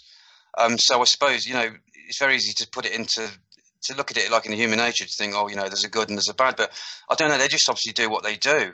Beyond the human form, there just is. There are actions, I suppose, and reactions to that. So I suppose it's, as I say, what's good for one may not be good for the other. Someone may consider something bad and it could be good for another. So, so I really don't know. It's hard to know. So have you tried to record any audio with these things? I'm just thinking that in the sense of digital audio recorders, and you can actually record things, for instance, the sounds that maybe a dog or a cat might hear, but humans can't hear. And I'm wondering if there are audio recorders that will record that and maybe capture communications or something of these entities that are flying above your house. Has that occurred to you? No, the thing is, when I'm recording, it picks up the sounds of the insects sounds of the birds and various things. But I've never heard any voices on anything that I've done. Obviously, there's EVPs as well. I've backed away from actually trying to make contact with these various beings that seem to have come around me. I've been advised not to get too deeply into that part of it. I just don't want to open doors that I can't close, really. Who advised you, Nick, out of interest? Just a couple of sort of spiritual people that I've talked with have said to me, just be careful of, what these beings want and don't give yourself over to them. But, it can be very confusing at times because, as you say, you don't know what's good. It's just a state of being. What's good is for one and could be bad for another person. So it's hard to know what their motives are. And it's all part of working out the bigger scheme of everything, I suppose. And it's a pretty full-on thing to think about at times. Are these things, do you think they're aware of each other? You've got creatures that look like rods or something with the kind of little propeller ends and things. And I've heard of rods many years ago from someone that I used to know, and they talked about rods, and I looked on the internet, and these were captured, I believe, with just fast action photography. I think there's a few videos on the internet where they've been caught, quite high up in the air, flying past people that are in microlight aircraft and things like that. You've got something that appears to be like rods on some of your pictures. Would you agree they're rods? Some things are skyfish. Yeah, I prefer to use the word skyfish. But I filmed a lot of stuff in the infrared. I filmed torpedo-like. If you look at the evidence section on skyfish on my website, you'll see some torpedo-like skyfish and some sort of javelin-like skyfish with large fin-like structures. but they do seem to behave like animals. I mean, the things that I call the spinning jennies, they seem to fly in flocks together. They seem to have sort of like animal behaviour. If you look at the video that I've made, spinning jennies and plasmatic gliders, you'll see some footage of these things gliding through the air. And there's one bit of footage where this glider comes straight towards me, and I could see it on the screen in the infrared, but obviously I couldn't see anything in the normal light spectrum. So I was moving back trying to keep it in frame, but it seemed to be coming straight at me as if it, as if it knew that I wanted to film it or something. It was incredible. But they seem to act rather like creatures, a lot of them. But I believe there's everything is going on. I believe there's entities, there's creatures, and I believe there's things that can change their form. I think it's just a whole mixing pot, to be quite honest with you. It's almost as if there's a curiosity about them, the fact that they're aware that someone spotted them, and so there's like a curiosity for fish in a fish tank. If you sort of tap the glass on a fish tank, a fish will come up and maybe look at it or something. Or when you're down in the ocean, fish will, out of curiosity, swim towards divers and things like that to sort of see who is this strange, weird fish in their pond or in their sea. And in a sense, you're an intruder into their world to a certain extent. Although I think it sounds like, I mean, the fact that they must be aware, I presume, of everybody else to a certain extent from their perception physically in our world. But it's somehow they seem to know that you're taking an extra special interest in them. Maybe it is the fact that you're sending out thoughts or something, and they're operating on some sort of thought process that they can. It's like a beacon. They're honing in on you or something. Yeah, well, of course, I'm using the Cloudbuster as well. But it's very hard to know whether they're actually sort of in our physical reality at all, because they're obviously just reflecting ultraviolet or infrared light. I mean, many of the things that I've recorded in ultraviolet, I've basically used the sun obliteration technique. And these things, when they come by, they're just lit up for a fraction of a second. What I do, I block the sun behind a building, and I basically make what I call the illumination zone. And anything flying past or slightly above this zone is totally illuminated. And some of these things are just lit up for a fraction of a second, and then they become invisible again, even to the infrared or ultraviolet camera. So, it's hard to know if they're actually in this physical reality or whether we're just getting just a reflection of them just for that moment as they're reflecting infrared or ultraviolet. It's hard to actually know, but they definitely do seem to respond. Some of them seem to know you're filming, and they seem to come around. But obviously I'm using the Cloudbuster, so, could argue that the Cloudbuster's attracting them and they're coming to see what's happening, because I always film in the direction of the Cloudbuster, and I do certain movements with the Cloudbuster, and I train all the cameras exactly where the Cloudbuster is aiming, and everything I catch is almost in line with the Cloudbuster, always. It's interesting because you said you live in a bit of a kind of a nature reserve type of thing with woodlands and greenery around you. So a skeptic would say, "Oh, you're just capturing insects because you're in the woods, so it's natural you're going to capture weird buzzing insects right near your camera and things like that." But the fact that it's been done by other people and in space as well, by the Space Shuttle mission, seems to rule that out. And certainly looking at the pictures on your website, 99% of them to me don't look anything like insects. There's some weird stuff on there that defies conventional explanation, I would think. I mean, has anyone in expertise science looked at your pictures and been willing to kind of look at it and say, yeah, that's strange, or have they dismissed you out of hand? I haven't really been in contact with that many people, but you see, a lot of the time when I film, I actually film with a standard camera or a CCTV camera, and I've noticed that a lot of these things don't appear in the normal light spectrum. And I don't see anything either. And then the thing is, I don't film. I film above some tall trees, and yeah, there are insects, but I basically film insects as well. And so I've just made a YouTube video which shows insects being elongated and shows some of the forms that insects can appear like, from slower moving sort of daddy long legs type creatures flying through the sky to mosquitoes. And these things only seem to reflect the sunlight and appear stretched when they're within a couple of feet from the camera. And the fact is, what I've noticed is when I film with a normal camera, you'll see insects, but a lot of insects don't seem to figure in the ultraviolet or the infrared because they don't seem to have enough body mass to actually reflect unless they're quite near to the camera. And in that case, they're very often out of focus. You know, I haven't successfully filmed many insects in the infrared or the ultraviolet because of that. They're either overexposed or look blurry because they're too near to the camera lens, or they're further apart. But if you know, on the video I've made, you can clearly see what insects do turn into when they're filmed with elongated due to the interlaced video recording. And these things I'm recording are a lot different. And you know, very often, I say they don't appear on the normal footage which is taken as well. So they seem to be just existing in the invisible.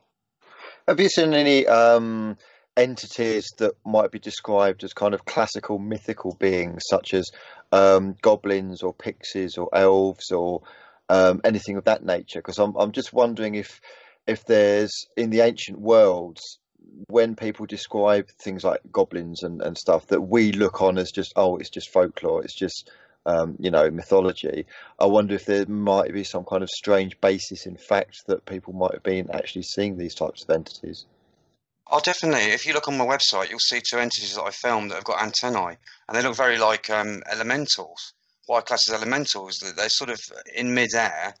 There's a creature-like entity, and I think that's it looks like a dragon face, and it's got two antennae, and next to it is a more sort of human-y sort of looking entity, and it's got multiple antennae on its head. And that definitely looks like some kind of, you know, wood spirit or elemental. But I believe that goblins, all these things, they exist. I believe that everything exists, but on different levels. I mean, it may be that years ago, before people had, you know, more preconceived sort of notions of the 21st century, when they were living perhaps in tribal society, this reality was a lot more, you know, in their life than it is now. I mean, if you look at some of the tribal people around the world, you know, this kind of thing features very heavily in their folklore.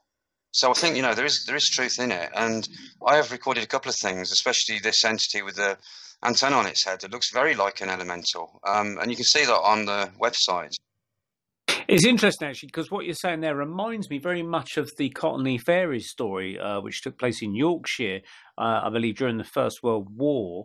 It was made into a film called Fairy Tale in the mid-90s, and it concerned two cousins who suggested that they saw fairies literally down the end of their garden or by a brook or a spring or something, and they were loaned a camera by their father, or one of the girls' fathers, to try and take pictures of them. And that's where the big controversy came about, because once they had these films, or plates as they were in those days, developed, they appeared to show beings on them. But it was later shown and proven that what the girls had done they'd literally drawn or cut out images of people from magazines, drawing of people in magazines, and drew feather wings on them and things like that, and gave the impression they were dancing.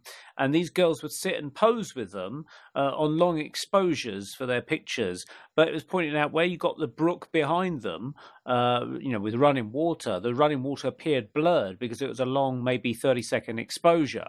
And the fairies dancing around in this particular picture, their wings were perfectly sharp because they were literally just made of paper. And so they did admit, you know, maybe in the sort of the mid-80s, I think, or maybe in the 90s when the last of them died, that they did fake the pictures, but they were convinced that they still saw them as young children, but they thought that no one's going to believe them. So they actually deliberately faked the pictures to try and you know, prove to the grown-ups that they were actually seeing this phenomena. And Arthur Conan Doyle, who wrote Sherlock Holmes, he was drawn into it and actually published the pictures in his magazine of the day, and he truly believed in them. But obviously, he was taken in a little bit by it with his enthusiasm, and he didn't really look at the scientific side of things, and perhaps didn't understand photography as much as we do today in that sort of sense to sort of see through that. But there was one of the people that was from the Psychic Society of the time that worked with these young girls to go and see the fairies. And because he was psychic, he actually confirmed in a book of his own, whether he was lying or not, I can't say, but he actually said that he was using his psychic vision to see exactly what these girls were seeing. And he described seeing tiny fairy creatures and things, and actually was quite adamant that they were definitely seeing something, even though the pictures later proved that at least the pictures were fake, even if the story wasn't totally a write-off.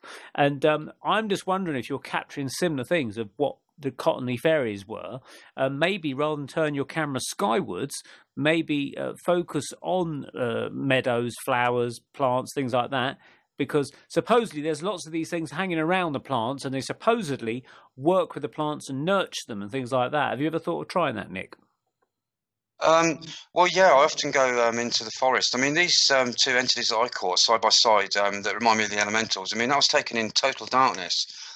You know, and they're obviously their own light source. There's no flash or anything used, and that's the case with a lot of the entities I've filmed. The ones in the greenhouse, I did use the flash, but the other things I filmed in the woods, they do seem to be, you know, their own light source, and they do seem to be real. But yeah, you're right. You know, I mean, I'm trying various different things. I film in the sky, I film at ground level. I'm trying all sorts of things. I mean, you know, I'm sort of writing my own rules, really. I just go where my instinct takes me. And the last year I've been filming around the garden with a Geiger counter at night. And now I'm sort of looking to going back into the daytime. But I'm certainly going to start going out of the way and trying to film in other areas to see if I can capture more of these beings, because they do exist. They are real. They live in a realm. And I think it's not a matter of seeing them. I think, you know, the third eye is very, very important. You know, especially at night. I think you can see more at night. And I think you're not actually seeing them with your physical eyes all the time. You're seeing them, you know, with the third eye, and that's encroaching on your vision. But they're very, very real. I'm convinced they're real. I really am. Andy, do you see anything with your psychic vision at all, your third eye? I mean, when you're doing clairvoyance on the stage, do you see any entities or spirits walking around the rooms? I don't really do it that way, to be honest. But I will say in my dreamscape, I've come across kind of not exactly entities, but spirits that aren't quite so nice. I have had that, and I was actually saying to Nick during the break that at my most kind of spiritual, I suppose you could call it, when I was meditating quite a lot, and when I was in a high vibration, I was getting a lot of attacks psychically. I was getting the feeling of being watched and being remote viewed. I was getting all the helicopters. I was getting the phone calls and people flashing their headlights at me randomly and constantly. So yeah, it is out there. There is kind of like a force out there that's kind of like trying to bash the nail back down, if you see what I mean. And I think there's a Japanese phrase, isn't it? Don't be the nail that sticks out, because it's going to be the nail that gets hit first. So that was kind of my experience. The more spiritual you want to become, the more you raise your vibration, the more there are entities or spirits out there that want to put you back in your place. And I certainly know that Nick's had that kind of experience and run-ins. Nick, on the kind of like the more materialistic side of things, the 3D world, can you describe to us whether you've had any Men in Black experiences, or whether you've been followed, or had your phones tapped or anything like that at all? Yeah, well, during that time when my camcorder was seized, I had these black cars that were sitting at the end of the road. They looked very similar, the two cars that were operating, and they had very similar sort of vehicle registrations. But yeah, I got followed for a long time. They were watching my house, and it's not easy to watch my house because you have to go down a drive to get out of it and through an electronic gate. But they sat right up the end of one of the roads, and as soon as I went out, I'd be followed. I mean, I knew they were following me, though, because I saw one of them put the walkie-talkie down the side, and I heard him distinctly say, "That's the male we're after." And I twigged straight away that this must be something to do with my camcorder, and, you know, the American intelligence must have got onto the British intelligence, and, you know, and got them watching me. And they followed me into Oxford. This went on for a good couple of months. I felt very, very unnerved. I lost about 1.5 stone in weight. I didn't eat for about nearly 3 or 4 months. I got quite ill because the constant thought of, why are they watching me? What's going on? And then drones started coming over, and I got worried, you know, with the actual cloudbuster, because the only picture they would have had of me would have been off my last website, and that had a picture of me with a cloudbuster. You know, it looks like a rocket launcher, so I didn't know if they understood what a cloudbuster was. So yeah, I've had a lot of stuff like that going on. I've had cars just pull up, and someone's wound the window down and just looked at me, and then drove off. You know, and I'm thinking, oh my God, you know what's going on. It's very worrying. Out of interest, Nick, did you have the flashing headlights randomly? No, I've never had flashing red headlights. No, but my phone was tapped. I got rid of my phone because basically the only way they could have had my mobile was from my website. And what happened was, when I rang the airport, they said they'd ring me back, and I rang them on a home phone. And when they rang me back on my mobile. And and that freaked me out in the first place. So as soon as I finished the call, I basically cut the SIM card up, and then I noticed they were following me, and I gave them run for the money. That's all I can say. Mm. Here's a really strange one. There was a friend of mine who Neil knows, who's quite psychic, and I talk about that quite a lot on the show, where she's had just as much weird things as me. There's this one particular time where I had an Indian guy call me up, and he says to me, hello, what's your name? No, actually not that. He said, hello, are you okay? That's it. Hello, are you okay? And I said, yes. And he said, are you sure you're okay? And I said, yes. And then he just hangs up. Within half an hour, my friend gets a similar call. She gets an Indian guy calling her up, asking if she's okay. Now, the weird thing is, this must be somebody who's got both my mobile number and her mobile number. This is what doesn't make sense. My number and her number. We don't go around willy-nilly giving out our mobile numbers to people. And it would need to be somebody mutual. And now, for this particular friend, there's very few mutual friends. So I have no idea how that happened. And in actual fact, about a month ago, I get a strange call from, it sounded like a call centre, but there's a guy that says, hello, this is PC World. And they asked for my friend's name, but they called my mobile number. So I call her and say, what's this all about? There's somebody from PC World calling my mobile but asking for you. And she says she has no idea what that's about. She's not ordered anything. She didn't give my mobile number. It makes you wonder what systems your number is on and what on earth is going on when you get these weird, strange calls from people that make no sense. Have you had anything like that, Nick? Like some real odd kind of like phone calls? Oh yes, definitely, and odd texts. I mean, I've changed my number quite a few times since this last incident. But the thing is, though, I mean, they've got software. I mean, if they're looking into you, for instance, they'll know everyone you've rang, and they can get like a whole printout. They know who's linked with who. I mean, and this is why I don't use Facebook. I mean, it goes right into the control thing. You're always like putting all the answers in their hands. I mean, not that you've got anything to hide, but the fact is, it gives away everything, Facebook. And I think they do similar things with the phone. But I think there's certainly people out there, like Men in Black type people, who are definitely, making life hard for people. And it's something that I've realised over the last year or so. And, I never realised things like that could happen. I just wasn't prepared for any of that kind of stuff. And for the weird sort of paranormally stuff. Although I've had a few friends who've died, you see, so I didn't know whether some of it was to do with that or not. But I had a very strange thing happen when my mum died. Me and my sister went back to my mum's flat back in the Midlands, and a friend of ours came round, an Iranian friend who used to know us from the Midlands. And as he walked in the door, I was saying to my sister, I wonder where my mum is, obviously because she's died. And basically his phone lit up, and he got a message that went not to his inbox, but on the front of his phone, and it said, just want you to know that when you die, you're not when you're dead, you don't really die. I'm still here with you, and that actually came to my friend's phone, and that was not in his inbox, but on the front of his phone. That is bizarre. But not to my phone. I'd have loved to have that on my phone. And basically, he said that when he turned his phone off later and put it back on, it went. But he couldn't get rid of it or anything. It was just sitting on the front of his phone.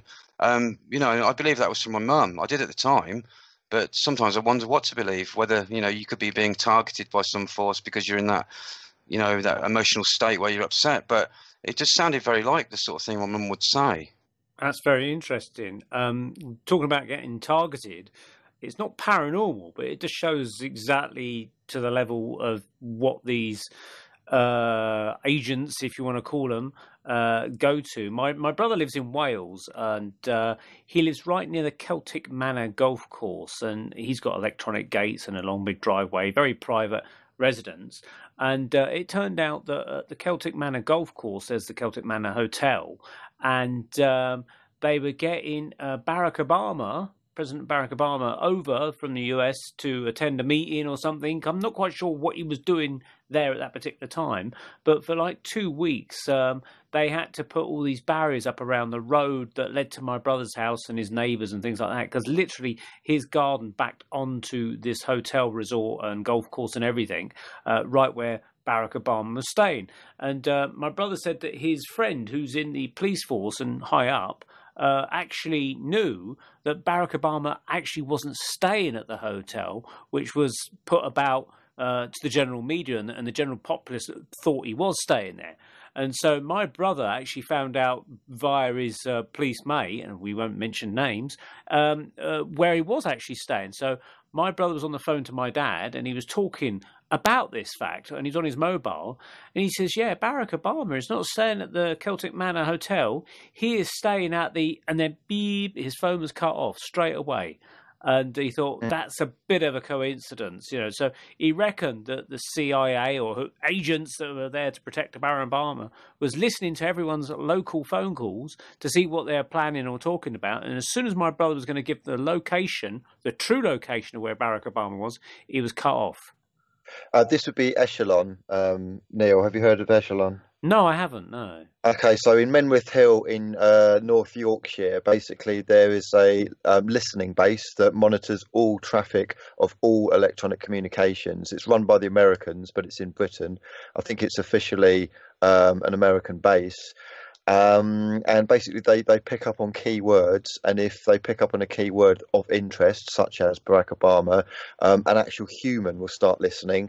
And if it goes up the chain, if it's something that's got a red flag on it, i.e. the location of the president, that will go up the chain to someone higher up in command, as opposed to kind of like, well, they'll probably have kind of like privates or low rankings just listening, and then if they find something wrong, they'll talk to their sergeants or their chief officers or whatever, and then they'll probably have somebody listening in and waiting for the right moment to press the kill switch, essentially.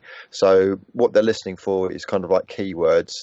So our communications right now on Skype right now will be listened to because we've mentioned President Barack Obama. So we're not actually giving his location or kind of like, because we don't know it. Well, there's nothing of interest. Put it this way: there's nothing of interest that we're talking about where they would cut it off. Having said that, it's probably going to go dead. But for instance, if we were about to give the location of Donald Trump, then maybe we would have our Skype cut off. I do know that Simon Parkes, very often he gets cut off when he talks about certain subjects on radio interviews. He will be talking about certain UFO stuff or certain government stuff or things that he's come across, and the lines will go dead. It's just the nature of it. But the interesting thing is, Neil, you say there's kind of like, it's not really paranormal, but I bet, Nick, that you found that when you had the weird stuff happening with the phone calls and the cars following you, I bet you also had kind of slightly more paranormal and kind of etheric stuff happening as well at the same time.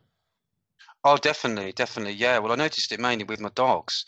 My two dogs, they started acting really weird, and sometimes they'd stare at me or stare behind me. And, and they're Bedlington Terriers. They're really nice dogs, and they don't ever get vicious or anything. I never hear them growling, but they started doing some very strange things. They'd back up into the corner, and they'd be looking at something sort of invisible. And I felt very, very unsettled. And this was also the time when you felt you were being watched. You felt there was something watching you, isn't it? I had that horrible feeling inside, and I'd never had it before. It was sheer sort of fear, and the only other time I felt that fear is when I something that I referred to when I did that interview with Ben, where I was walking down Live Alley in Oxford, and something to my left started walking parallel with me. So I stopped walking, and this thing carried on for a minute. So I started speeding up, and then this thing speeded up, and I stopped, and then I did like a hop and a jump, and this thing obviously didn't know I was going to stop, and it carried on, and then it sort of went like a horrible growl from about 20 foot to my left, and I basically turned around and ran home. And that what was did just it look like? I didn't say anything. No, basically I was walking down this thing called Live Alley, trying to get a shortcut through to Cowley because I was jamming with a band. Yeah. And I could have done the walk in 25 minutes. It cuts down through a thing called Live Alley, where you walk down a path, a nature reserve, and it's only about like a 20-minute walk. Then you go onto the golf course, but each side comes up, and it's really dark. And basically, I saw no one behind me, no one in front, but up on the bank, I suddenly was aware of something almost like walking alongside, trailing me, and I could hear it crunching, and it sounded like it was bipedal. And every time I stopped, it did an extra crunch, like it wasn't ready for me to stop, you know. So I started speeding up, and that sped up. And I knew for a while that where this thing was walking, the path where I thought it was going to meet mine around the corner, and it was a really isolated, out of the way area. So I basically had the fight or flight, and I just turned around and ran back. And that really scared me. And that's the only other time I've really been scared, apart from when I've had these things with the entities coming in. But I don't know whether they were sort of, you know, entities just looking over me, and they were good. But, you know, why would you feel that horrible fear? I think that, you know, it's there to warn us. I'm sure it's a primeval thing that we've got in us to warn us when there's a presence near that isn't good or hasn't got good intentions for us. Yeah. This is the thing I'm saying, Neil, that when I had my instances of being watched myself, and it didn't feel like I was being watched by a being. It felt like, it's really hard to describe. It felt like it was humans doing it, remote viewing me. It felt like there was somebody just observing what I was doing and where I was for whatever reason. And this was in tandem at the same time as things like the helicopters that kept coming, the phone calls, the flashing of the headlights, and all that shenanigans. So I swear there is some kind of human division, human military outfit somewhere that is in absolute cahoots with these beings or these entities working with them. I think that's exactly what's going on. I believe that as well. I really do believe that. You know, I've got to be careful because a lot of my relatives are sort of most of my family have been in the RAF, you know, and in the services, and quite a few of them are serving at the moment. So I have to sort of, you know, watch some of the things I sort of say in regards to this will be nothing to do with them. Nothing to do with them at all. I do actually have a couple of friends in the US Air Force, and they have no clue whatsoever about any of this stuff. And I'm sure even at presidential level or prime minister level, they probably have no clue. They might have an inkling. There might be some kind of like need to know kind of offices of government, but I'm pretty sure they're blocked from finding out what's going on. This goes back to, I think it was Eisenhower's warning about the military industrial complex getting out of control. Well, I think that's what's happened. You know, that is exactly what's happened. And I think that, you know, there's people out there making their own rules. There seems to be like a shadow government or shadow organisation, which, you know, might even include the Vatican. I mean, you know, you've got to ask why they've got their telescope, Lucifer, you know, looking up in the infrared. I mean, what are they looking for? You know, I think it goes very far. I mean, I think there's a whole group of people that are bringing around about some agenda on Earth. And you've only got to listen to the people talking about underground bases. And the fact, you know, they get shut up all the time and even killed, like Phil Schneider. Now, many people laugh and say, oh, Phil Schneider, you know, bullshit, da-da-da-da-da. But I don't think, you know, he was a man that, you know, worked hard to get his own company together, and he got government you know, he ended up working for the government, getting government contracts, and in the end, the guy ended up dying, you know, in a mysterious circumstance. It was a shootout, wasn't it, I think, with Phil Schneider? No. He was found with a catheter, bit of catheter tubing round his neck. He was strangled. They said he committed suicide. Oh, yeah. Who was the guy that had the shootout with the sheriff's department? I'm not sure about that, actually. I know the one you mean. I just can't remember his name, though. But yeah, similar kind of guy, though, wasn't it? Yeah, like either UFO research or something of that nature. Yeah, Phil Schneider was the one that helped dig sort of subterranean cave bases and things like that. Supposedly, for those that don't know, he was employed because of his skills in making underground bases and things. That's where they discovered Greys working with the military. And I think he was actually, there was supposedly an underground battle with the Greys and the military, and he was actually shot and wounded. And a US serviceman who was there with him actually saved his life and basically pushed him up in the lift or whatever they used to get to the surface. But this other guy died, and so that he claimed that one of the injuries he got was from one of these underground battles with the Greys, apparently. Well, that's right. He was a government geologist, and basically he had some really good boring machines. He was doing all the boring, the tunnel boring.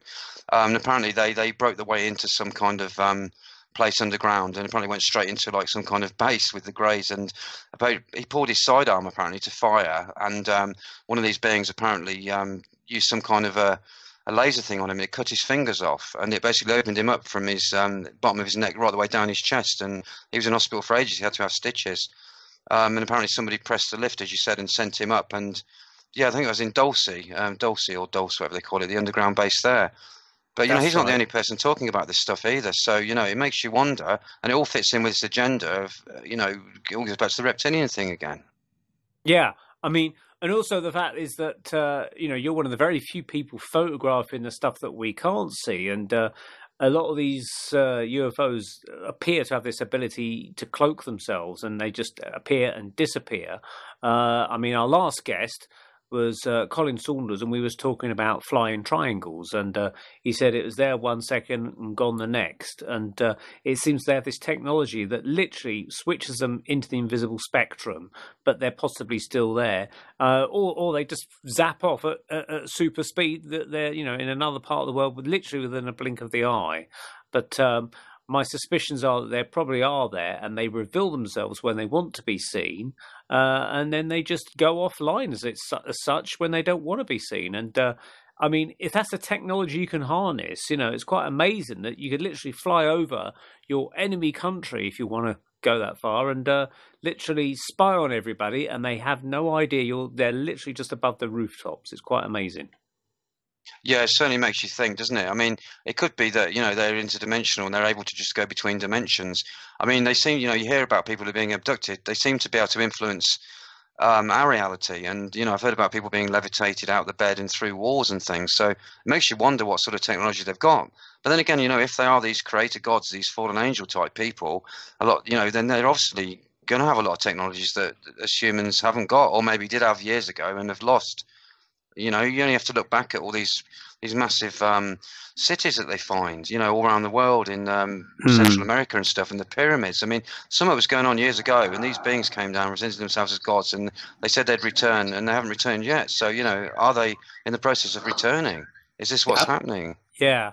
Well, unfortunately, we've drawn to a close now. We've actually reached the end of the show. So it's been a fascinating couple of hours talking about the quest for the Invisibles. So, Nick, we'd like to thank you very much for taking part with us. And can you direct people to your website once again and the title of your book so that they can track it down if they want? Yeah. Well, the website is www.questfortheinvisibles, all one word, .co.uk. And my book is called Quest for the Invisibles, and it's available worldwide. If you go on Amazon, you'll have no problem finding it. It's available in Waterstones, various places. So just go on to Amazon, and I think there's a link to it on my website as well. So I'll repeat that again. It's www.questfortheinvisibles.co.uk, and there's also some footage I've got on the Quest for the Invisibles YouTube site. But if you just Google Quest for the Invisibles or Nick Hayes, you'll come up with you'll see it all. And Nick, Great. Are you looking for people with their own stories to contact you? Do you kind of collate other people's similar stories? Yeah, I get emails from all over the world. I've had a few people, it's one of the main reasons, the main motivations for me writing the book. Quite a few people saying, "Oh, you're going to write a book about this? We're really interested in it." And and we've got old camera gear that we want to get back out again. And so that was one of the things that made me write the book, just so that the book is just a guide to what happened to me over the first 5 years of recording in the infrared and ultraviolet, and it's just packed full of pictures. Showing the stuff that I caught and explanations of them. It talks all about, how you can, film this sort of stuff yourself as well. So it's all in there. Great. That's brilliant. Well, thank you very, very much, Nick. And we wish you success with your future projects. And if you want to find out about Nick's stuff, go to his website and also track him down on YouTube as well. So we'll say thank you very much indeed for this another episode of the Paranormal Peep Show, which you can listen to again on Podbean, Stitcher and iTunes. And we'll wish you all a happy new year, and we'll catch you all next month. And it's good night from myself and good night from Andy. And good night from me. Thanks, Neil. And good night from Nick as well. Cheers all. Thank you. Good night. Bye-bye. Take care. Bye-bye.